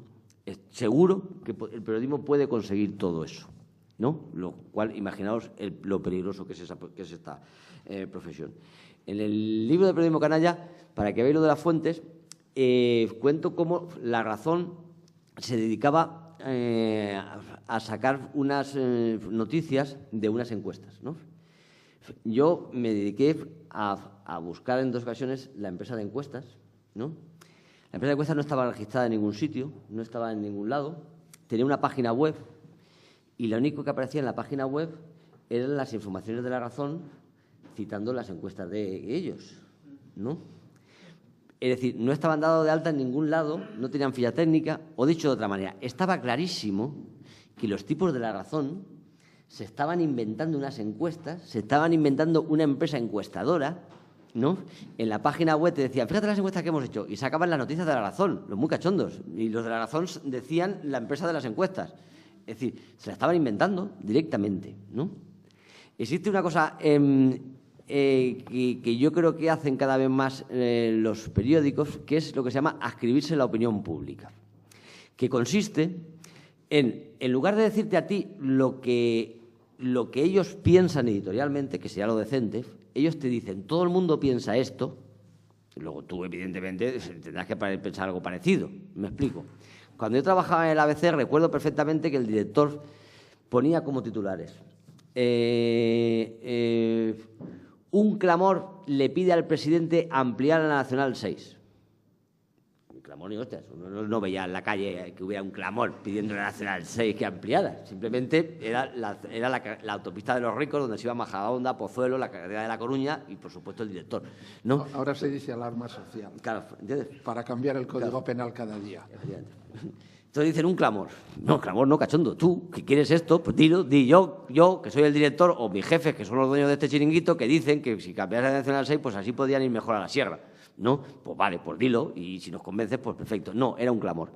El mundo coge determinadas figuras públicas, las sube y las baja y dice Vox Populi. ¿Qué coño Vox Populi? ¿A quién le has preguntado tú? No le has preguntado a nadie. Es decir, llega Pedro J y dice este sube, este baja y le llama Vox Populi, ¿no? Es decir, ¿cuál es el mecanismo? El mecanismo es de decir, todo el mundo, Vox Populi, piensa que ese consejero o que ese político lo ha hecho mal. Y tú dices, bueno, todo el mundo lo piensa eso, pues oye, lo habrá hecho mal, pues todo el mundo lo piensa, ¿quién soy yo ahora para enfrentarme a todo el mundo? Claro, ¿cómo voy a estar yo en desacuerdo? Si hay un clamor popular que quiere ampliar Nacional 6, ¿yo quién soy para decir que no la amplíen? Pues casi que sí, que la amplíen, ¿no? Y si todo, claro, y si hay Vox Populi que dice que cae este consejero, yo que no me leí mucho el periódico ayer, no me fijé mucho y oí las declaraciones así muy de no sé qué, pues seguro que esta gente, coño, todo es Vox Populi, todo el mundo dice esto, será así. Es decir, logran, por un efecto mimético de que uno no quiere ser el perro verde, logran seducir hacia el pensamiento que ellos consideran que toca. Pero fijaros qué miserable es decir, ni siquiera decir vamos a hacer una editorial diciendo que este lo ha hecho mal y vamos a explicaros por qué. No, Vox Populi o el clamor, ¿no? Y bueno, pues así funciona. Efectivamente, la fuente de investigación, hace tiempo ya que esos grandes reportajes de investigación son dosieres que alguien se ha encontrado en el buzón, ¿no? Del enemigo. Y desgraciadamente algunas veces hasta son buenos, quiero decir, hasta sirven. Es decir, solamente es triste, pero normalmente para que alguien salga, es decir, para que nos enteremos de Bárcenas es porque Bárcenas se enfada con nosotros. Y para que nos enteramos de no sé qué corrupciones porque entre ellos se pelean. Es decir, es triste, pero es decir, tiene que ser que los leones se peleen para que las gacelas nos enteremos de algo, ¿no? Y como de vez en cuando se pelean bastantes veces, ¿no? Pues gracias a esas cosas pues nos enteramos, pero bueno, evidentemente eso dice muy poco a favor del periodismo, sin ninguna duda, ¿no? Bien, yo voy a hacer la última de las preguntas, tengo alguna más, pero entramos ya en el periodo tras esta pregunta de que ustedes hablen de lo que quieran, no necesariamente por el hilo que vamos llevando. Pero esta última pregunta tiene relación con el periodismo, la democracia y la obligación de la verdad.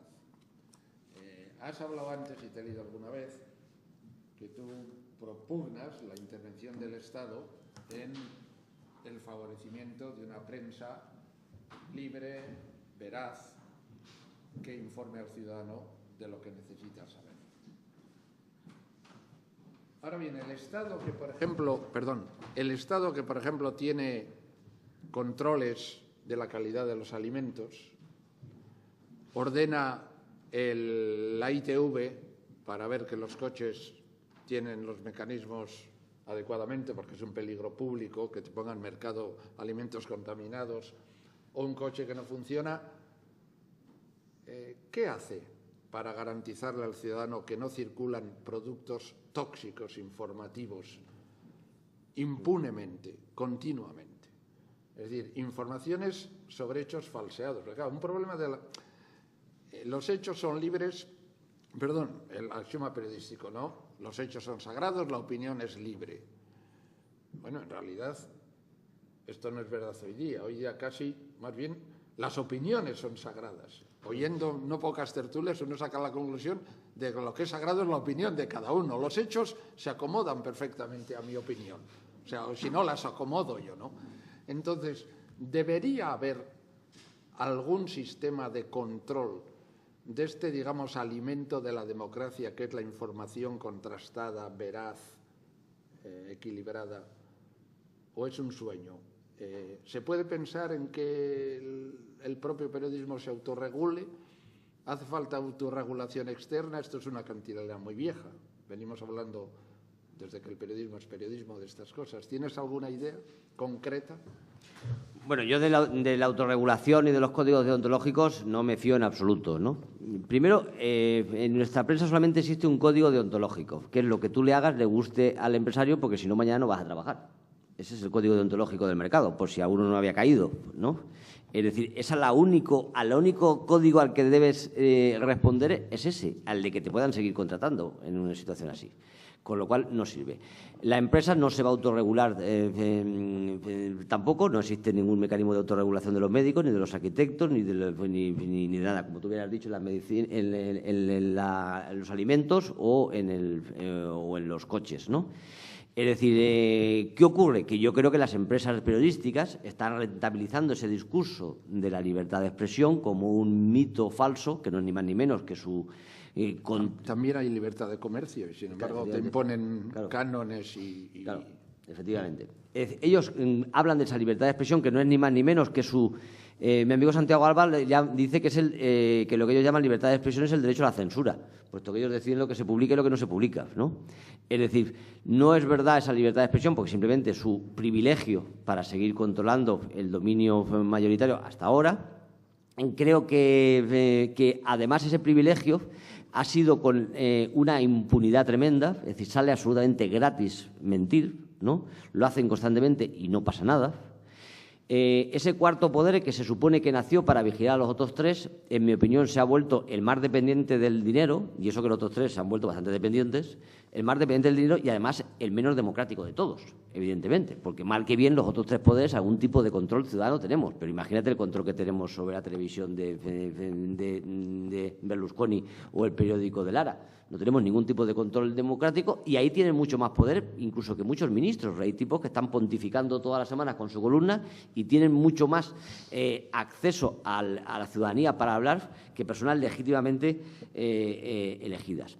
¿Tiene que haber alguna legislación? Yo creo que sí que la tiene que haber. En democracia sí. Claro, algunos dirán, mira, ¿os acordáis cuando la ley de prensa de Fraga decía la izquierda? O decíamos, yo era muy pequeño, decía, la mejor ley de prensa es la que no hay. Hombre, claro, si la va a hacer Fragas, evidentemente. Claro, yo también lo diría. Evidentemente, si estoy en una dictadura, pues casi que no la hagan, ¿no? Pero pero claro, es que si ahora no hacen esta democracia una ley de prensa, quiere decir que la van a hacer ellos, los dueños, que es ninguna, hacer lo que quieran. Entonces, eso se debe de acabar, es decir, no se puede estar mintiendo constantemente. En el caso de la política internacional es impresionante. Hace 2 semanas estaba saliendo esa imagen que os acordaréis todos de una chica prácticamente de ropa interior que le estaba abusando la policía aporreando en Egipto, ¿no? En una manifestación, la ponían como una imagen de lo que estaba sucediendo en Venezuela con los opositores a las elecciones de Maduro. Y salía la imagen de Egipto y se quedaban tan tranquilos y no pasaba nada, ¿no? Yo recuerdo cuando estaba en Telesur, en Venezuela, cómo me quedaba impresionado porque allí podías ver los desmentidos constantes. Aquí sacó Interview un reportaje diciendo que los narcotraficantes venezolanos tenían un chollo porque el jefe de la policía de antinarcóticos era un hermano de Chávez y gracias a eso podían estar trayendo gratis, fácilmente, sin control policial, la droga a España y la Guardia Civil no podía conseguirlos porque les ocultaba mucho el jefe antinarcóticos de Venezuela, que era hermano de Chávez. Bien. Bueno, primero, el tal Chávez ese no era el jefe antinarcóticos, era otro cargo de la policía, no tenía ninguna relación con el presidente Chávez en absoluto y no pasaba nada de eso. Es decir, se las inventaban directamente y se las están inventando constantemente. Es decir, no puede ser, no podemos seguir así. Pero yo creo que además los ciudadanos se tienen ya que poner en ese bando, se tienen que poner en el bando de decir, no, aquí alguien tiene que quitar toda esta toxicidad. porque me temo que el discurso a ellos les sigue siendo válido, sigue siendo aceptación, la de quieren acabar con la libertad de expresión, quieren acabar con la libertad de prensa, quieren controlar el poder político. Pues no, el poder político, mira por dónde, con todas sus deficiencias, es más legítimo que Berlusconi. Eso para empezar, ¿no? Y en segundo lugar, ya nos hemos dado cuenta de que con la información en vuestro poder lo único que hacéis es utilizarla en vuestro provecho y con toda impunidad. Yo creo que en este momento el poder más impune de todos es el mediático. Bien, tiempo libre para sus preguntas. Sí, por favor. Espera un momentito que te llega el micro. ¿Tiene futuro el periodismo escrito? Yo creo que sí, que de alguna manera, primero yo soy periodista de periodismo escrito, sigo rechazando el periodismo audiovisual y después de trabajar en una televisión como en Venezuela, aún terminé mucho más preocupado por lo audiovisual. Creo que lo audiovisual es pernicioso porque apela a las emociones, al sentimiento y no apela a la razón, a la reflexión y al argumento, ¿no? Creo que está ahí, hay que trabajarlo y hay que utilizarlo, es inevitable, no vamos a prohibir las televisiones, estaría bueno. Pero creo que en este momento el periodismo escrito es el que más apela al raciocinio, ¿no? Entonces quiero seguir defendiéndolo y quiero advertir sobre los peligros de su simplificación, su jibarización, como suelo decir, y reivindicar un periodismo más profundo y reflexivo, ¿no? Ahora eso entra en dilema con respecto a los formatos, ¿no? Si en Internet eso es más fácil o más difícil. Algunos dicen que es más sencillo porque ahí cabe todo por el espacio. Yo creo que en las pantallas no se leen los textos largos. Entonces sigo reivindicando el papel. Creo que es necesario y creo que hay que seguir haciéndolo. Y creo que tiene futuro porque en algún momento la gente se va a dar cuenta de que necesita entender las cosas en profundidad, porque está tan abrumada que dice, mira, ya paren ya de contarme de ese tema y voy a sentarme y a leerme un reportaje de 10 páginas porque es que si no, no lo van a entender nunca. Allá al fondo. Yo Sí. te digo poco, pero te oigo. ¿Se oye? Vale. Bueno, los contrastes están bien, estoy de acuerdo. No voy a hacer una pregunta. Quiero entrar a los matices y quiero entrar al debate sobre dos cuestiones fundamentalmente, dentro de todo lo interesante que me ha parecido la exposición. La primera cuestión es esta. No todo sale gratis. Decir las cosas no sale gratis. Aquí, por ejemplo, en periodismo de investigación hemos conocido revistas como Kale Gorria o Ardi Beltza, que trabajaba Pepe Rey, las dos fueron cerradas y todos sus periodistas tuvieron una mala salida. Y mala salida tienen todavía pues, el antiguo director de Egin, Salutregui, que está en la cárcel, la subdirectora, Teresa Toda, que está en la cárcel, gente del Consejo de Administración como Carlos Trenor, que están en la cárcel, etc. Es decir, no todo sale gratis, no se puede decir todas las cosas. Y creo que eso es importante profundizar en eso, ¿no? No, quiero precisar, sale gratis mentir, no sale gratis hacer periodismo. No, claro. De todas formas, en esa línea hay otra cuestión que quiero profundizar un poco más, y es el tema del control público, ¿no? Por ejemplo, aquí, cuando surgió un periódico, el primer periódico que surgió en euskera, que se llamaba Euskaldunon Egunkaria, que también lo cerraron, como cerraron Egin, el gran debate fue con las instituciones vascas sobre si debía hacerse un periódico institucional y público en euskera o no. Y la mayor parte de los movimientos sociales que potenciaron el periódico en euskera, que hoy se llama Berrilla, estaban precisamente porque no fuese público. Estas dos cuestiones me parece que pueden dar quizás para debatir un poco. No sé si estarás al tanto de este debate que hubo aquí cuando iba a salir Egunkaria y cuando lo estaban preparando desde el gobierno vasco, sobre todo desde el PNV, pero claro, el PNV entonces tenía el gobierno vasco, le dieron vueltas al peligro que elíjase la opción que se prefiera para la sociedad vasca o para el PNV, suponía que el único periódico en euskera saliera, digamos, de una de un sector social que ellos no controlaban. Y entonces surgió la iniciativa de potenciar rápidamente un periódico público en euskera, que sería el que acaparara las subvenciones, etcétera, y que justificaría así el no apoyar el otro. Algo que tiene también su historia. Cuando salió Egin, también el PNV se adelantó para sacar su periódico antes de que saliera el otro. En fin, ese es el tema al que se refiere. Sí, pero... La idea del poder público interviniendo.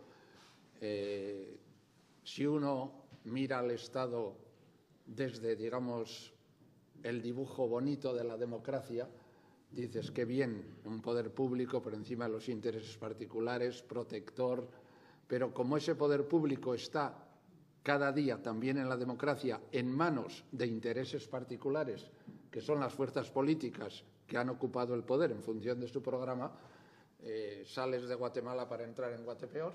Esa viene a ser un poco la pregunta, digo yo, ¿no? Sí. Sí, de todos modos, vamos a ver, primero hay que diferenciar ser estatal o pedir un compromiso por parte del Estado en apoyo, ¿no? Vamos a ver, yo defiendo, uno, que tiene que haber medios estatales, es decir, de propiedad del Estado. En primer lugar, porque reivindico el Estado como ente democrático, como representativo y donde está la potestad legítima de los ciudadanos en una democracia. Si el Estado no nos representa, esa es otra cuestión, pero la solución no va a ser Berlusconi, ¿no?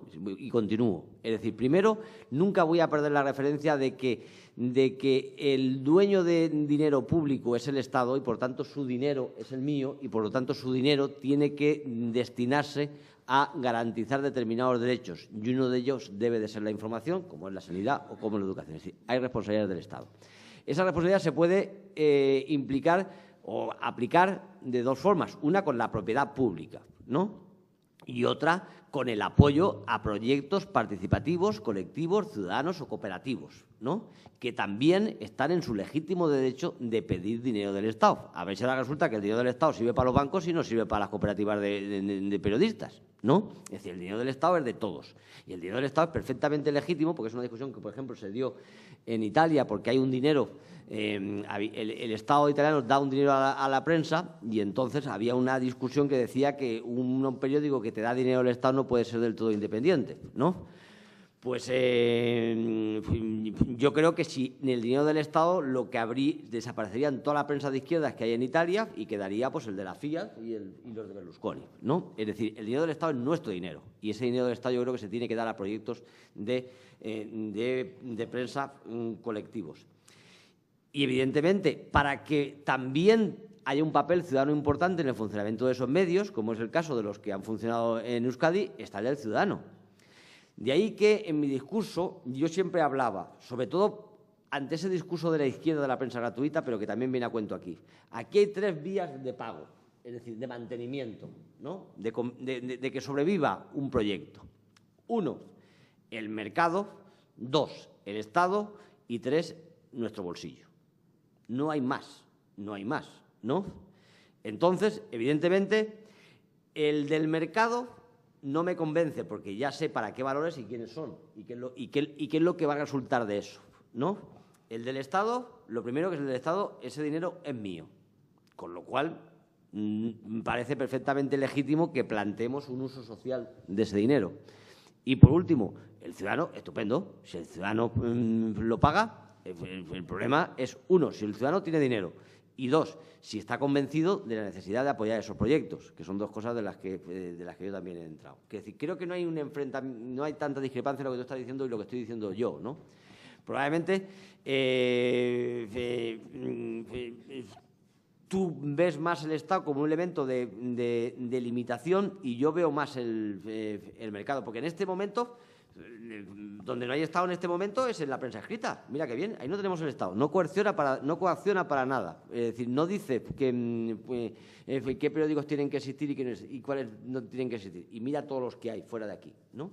No los hay. Es decir, lo que pasa es que yo creo que también estoy viviendo en una sociedad que sí que ha tenido la capacidad de crear medios con apoyo ciudadano, ¿no? Y lo que os puedo decir es que la situación que ha tenido Euskadi, de que ha sido capaz de mantener medios de comunicación gracias al compromiso de la ciudadanía, eso es un espejismo que ya quisiéramos en el resto del Estado, ¿no? Entonces, pensad que, lógicamente, esa experiencia que habéis tenido, ahí no la ha habido, ¿no? Entonces, eso también lo dificulta. Y, por supuesto, creo que se me ha entendido muy mal lo primero, cuando me dices que le sale gratis, ¿no? Le sale gratis, evidentemente, mentir, le sale gratis engañar. Hacer periodismo, claro que no sale...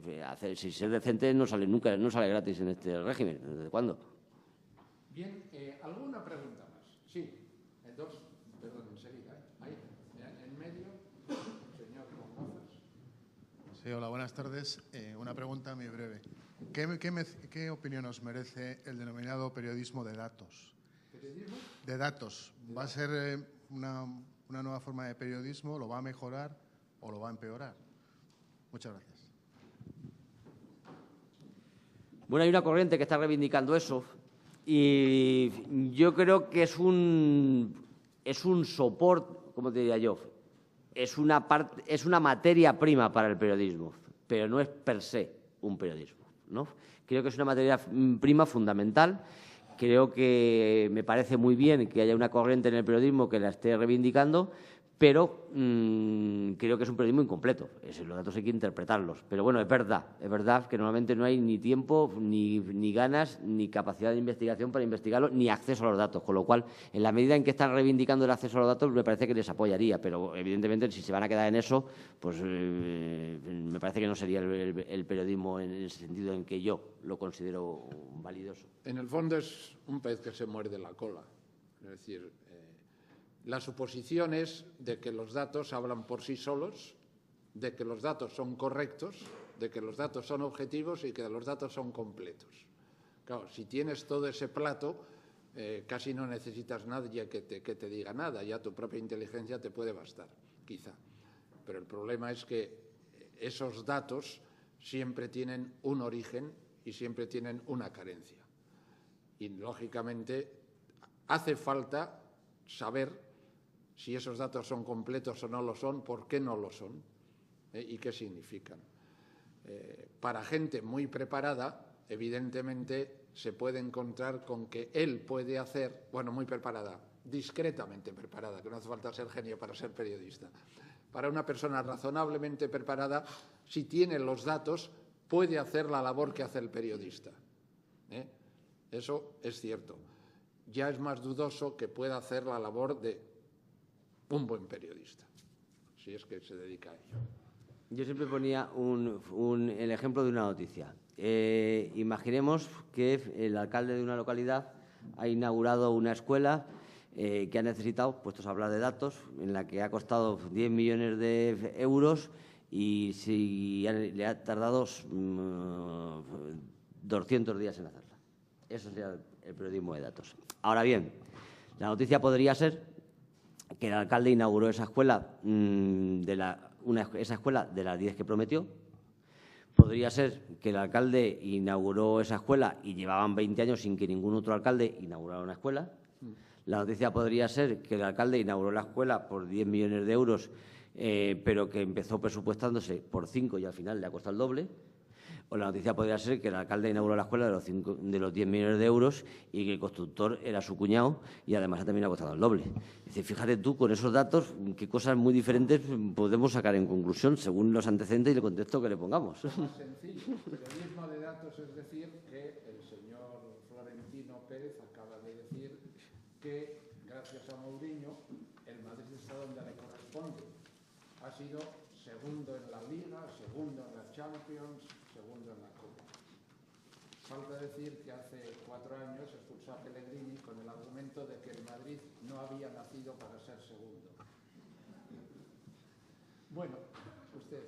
Ahora, a mí me ha parecido que insistías bastante en que los poderes económicos habían tomado posición en los medios de comunicación solamente como una participación empresarial y que ahora que empieza a ir mal, pues los van a dejar caer. Pero en cambio luego, en algunos momentos, has dicho, hay que ver quién es el dueño del medio para. Entonces, ¿tú crees que los van a dejar caer? No. ¿Estás seguro? No.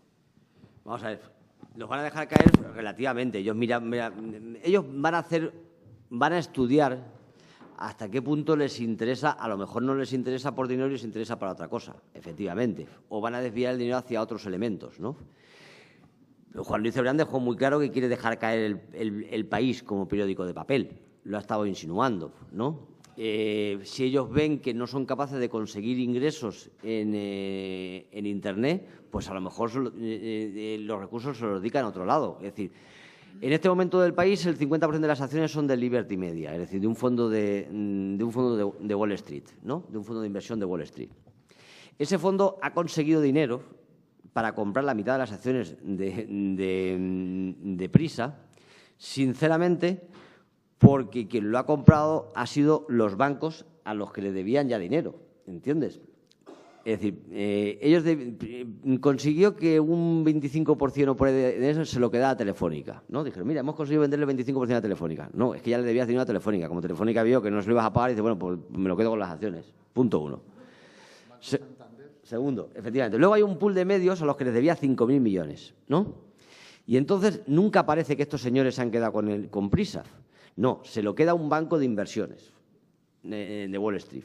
Claro, un banco de inversiones, pero un fondo de inversiones. Claro, y no dice quiénes son. Primero, si hay alguien ajeno al ajo, como no gane dinero, va a decir, ¿qué coño pinto yo aquí? O no compre las acciones. Si algunos no son ajenos al ajo, como por ejemplo Santander o La Caixa, ¿no?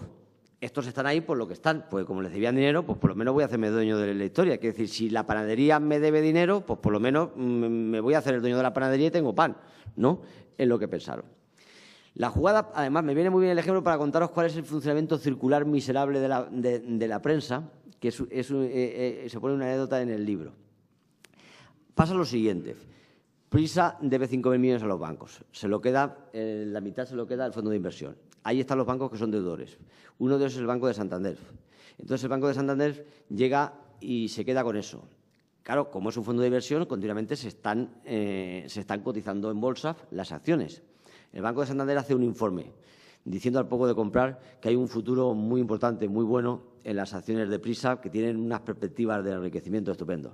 Y entonces llega el periódico 5 Días, que es de Prisa, y dice, mirad, estos señores que saben mucho de economía, que es el Banco de Santander, ha dicho que las acciones de Prisa van a subir.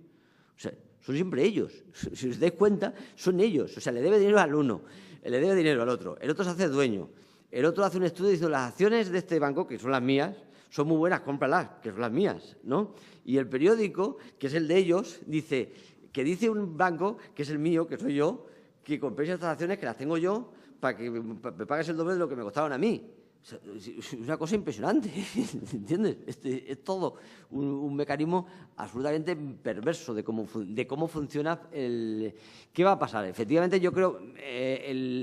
ayer me enteré de que los hermanos Koch, los del Tea Party, han comprado media docena de periódicos en Estados Unidos, ¿no?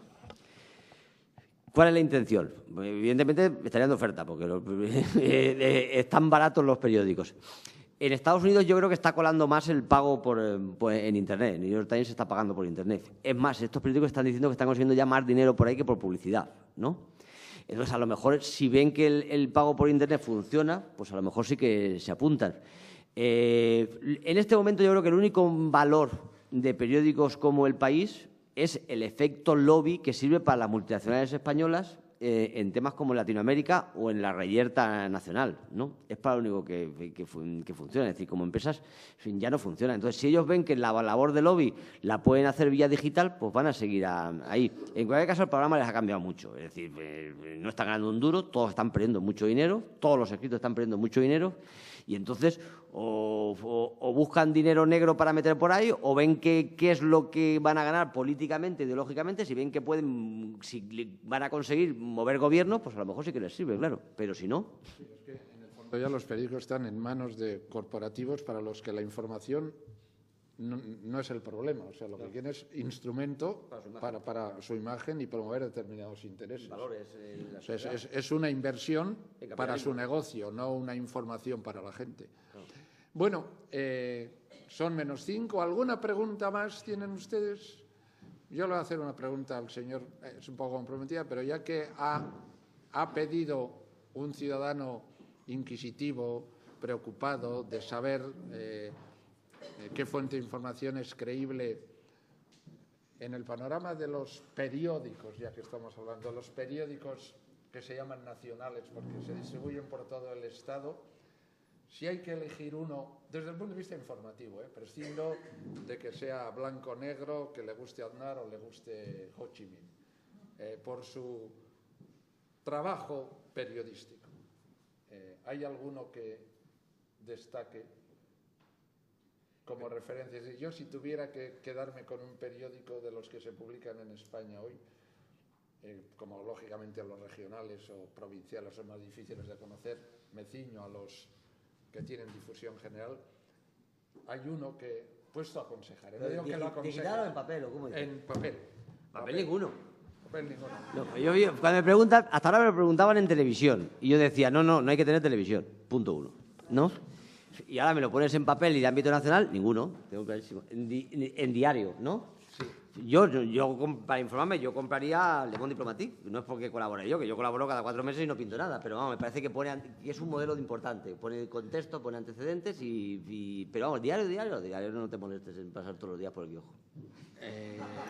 Una cosa, ahora... Y la tele ya te he dicho que la tires también, ¿eh?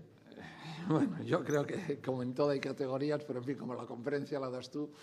A ver, tú puedes hablar. No, yo de los periódicos que se publican, para mí no admite comparación La Vanguardia con ninguno de los demás. O sea, como periódico, como producto, ¿eh? Yo creo que no merece la pena comprar todavía ninguno. No, lo que pasa es que yo creo que ya el modelo es diferente. La gente ya empieza a buscar cada cosa de un sitio. Es decir, mira la columna de este en un sitio y lo haces tú también. Es decir, tu parte no es La Vanguardia. Hombre, claro. Claro, es decir, ya miras la columna de este en no sé qué sitio, el reportaje de no sé qué, no sé cuántos, y con eso... No se puede ir, pero en fin. Y con eso te haces tu composición, claro. Bueno, amigos, son las 9. Muchas gracias por su atención. Perdón, ya me queda un minuto y hay una pregunta. ¿Periódico digital? No, periódico digital, yo creo... No, tampoco. No, porque ya no hay ninguno mío, ¿no? En periódico digital yo creo que vale la pena seguir los experimentos que están sucediendo y que necesitan el apoyo, ¿no? A mí me parece que Público sigue haciendo cosas bien a pesar de las miserias que ha habido empresarialmente. Me parece que la experiencia empresarial del diario.es me parece muy sugerente. La idea de decir que los socios paguen un poquito me parece importante.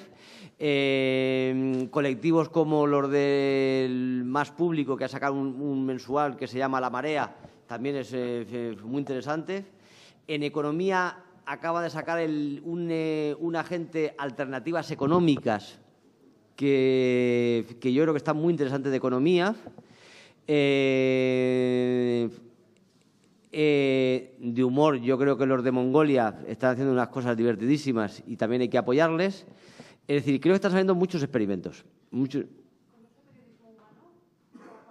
Sí, hay algunos colaboradores que me parecen muy interesantes. Eso en números rojos, ¿no?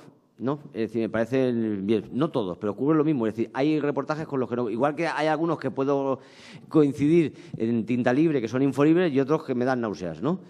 Pero hay buenos... Pero de todos modos, el modelo me está gustando, ¿no? Es decir, porque están recuperando periódicos como, sobre todo al hilo de que es el periodismo escrito, periódicos como Números Rojos, como Tinta Libre o como La Marea, que están sacando fíjate, están sacando digitales diarios, algunos pidiendo recursos, y luego están sacando semanarios o mensuales donde hay reportajes en profundidad escritos, que es lo que yo estoy reivindicando. Es decir, yo lo que estoy renegando son de las columnitas de 1000 caracteres todos los días, tiqui, tiqui, tiqui, y los que no te enteras de nada. Y lo que a mí me gusta y yo prefiero, ¿no?, es que haya un buen reportaje de 5 páginas sin la urgencia. Eso lo están haciendo esta gente. Están sacando algunos con muchas discrepancias ideológicas, como puedo tener yo con los de Infolibre, otros con más sintonía, como puede ser La Marea, ¿no? Pero todos ven que existe un mecanismo de que se puede informar, de que se puede hacer reportajes profundos en papel, escrito, ¿no? Y mientras en Internet todos los días. Pero hay que apoyarles, es decir, hay que ayudarles. Es decir, no podemos esperar que nos regalen el tenedor y el DVD, ¿no? Muchas gracias.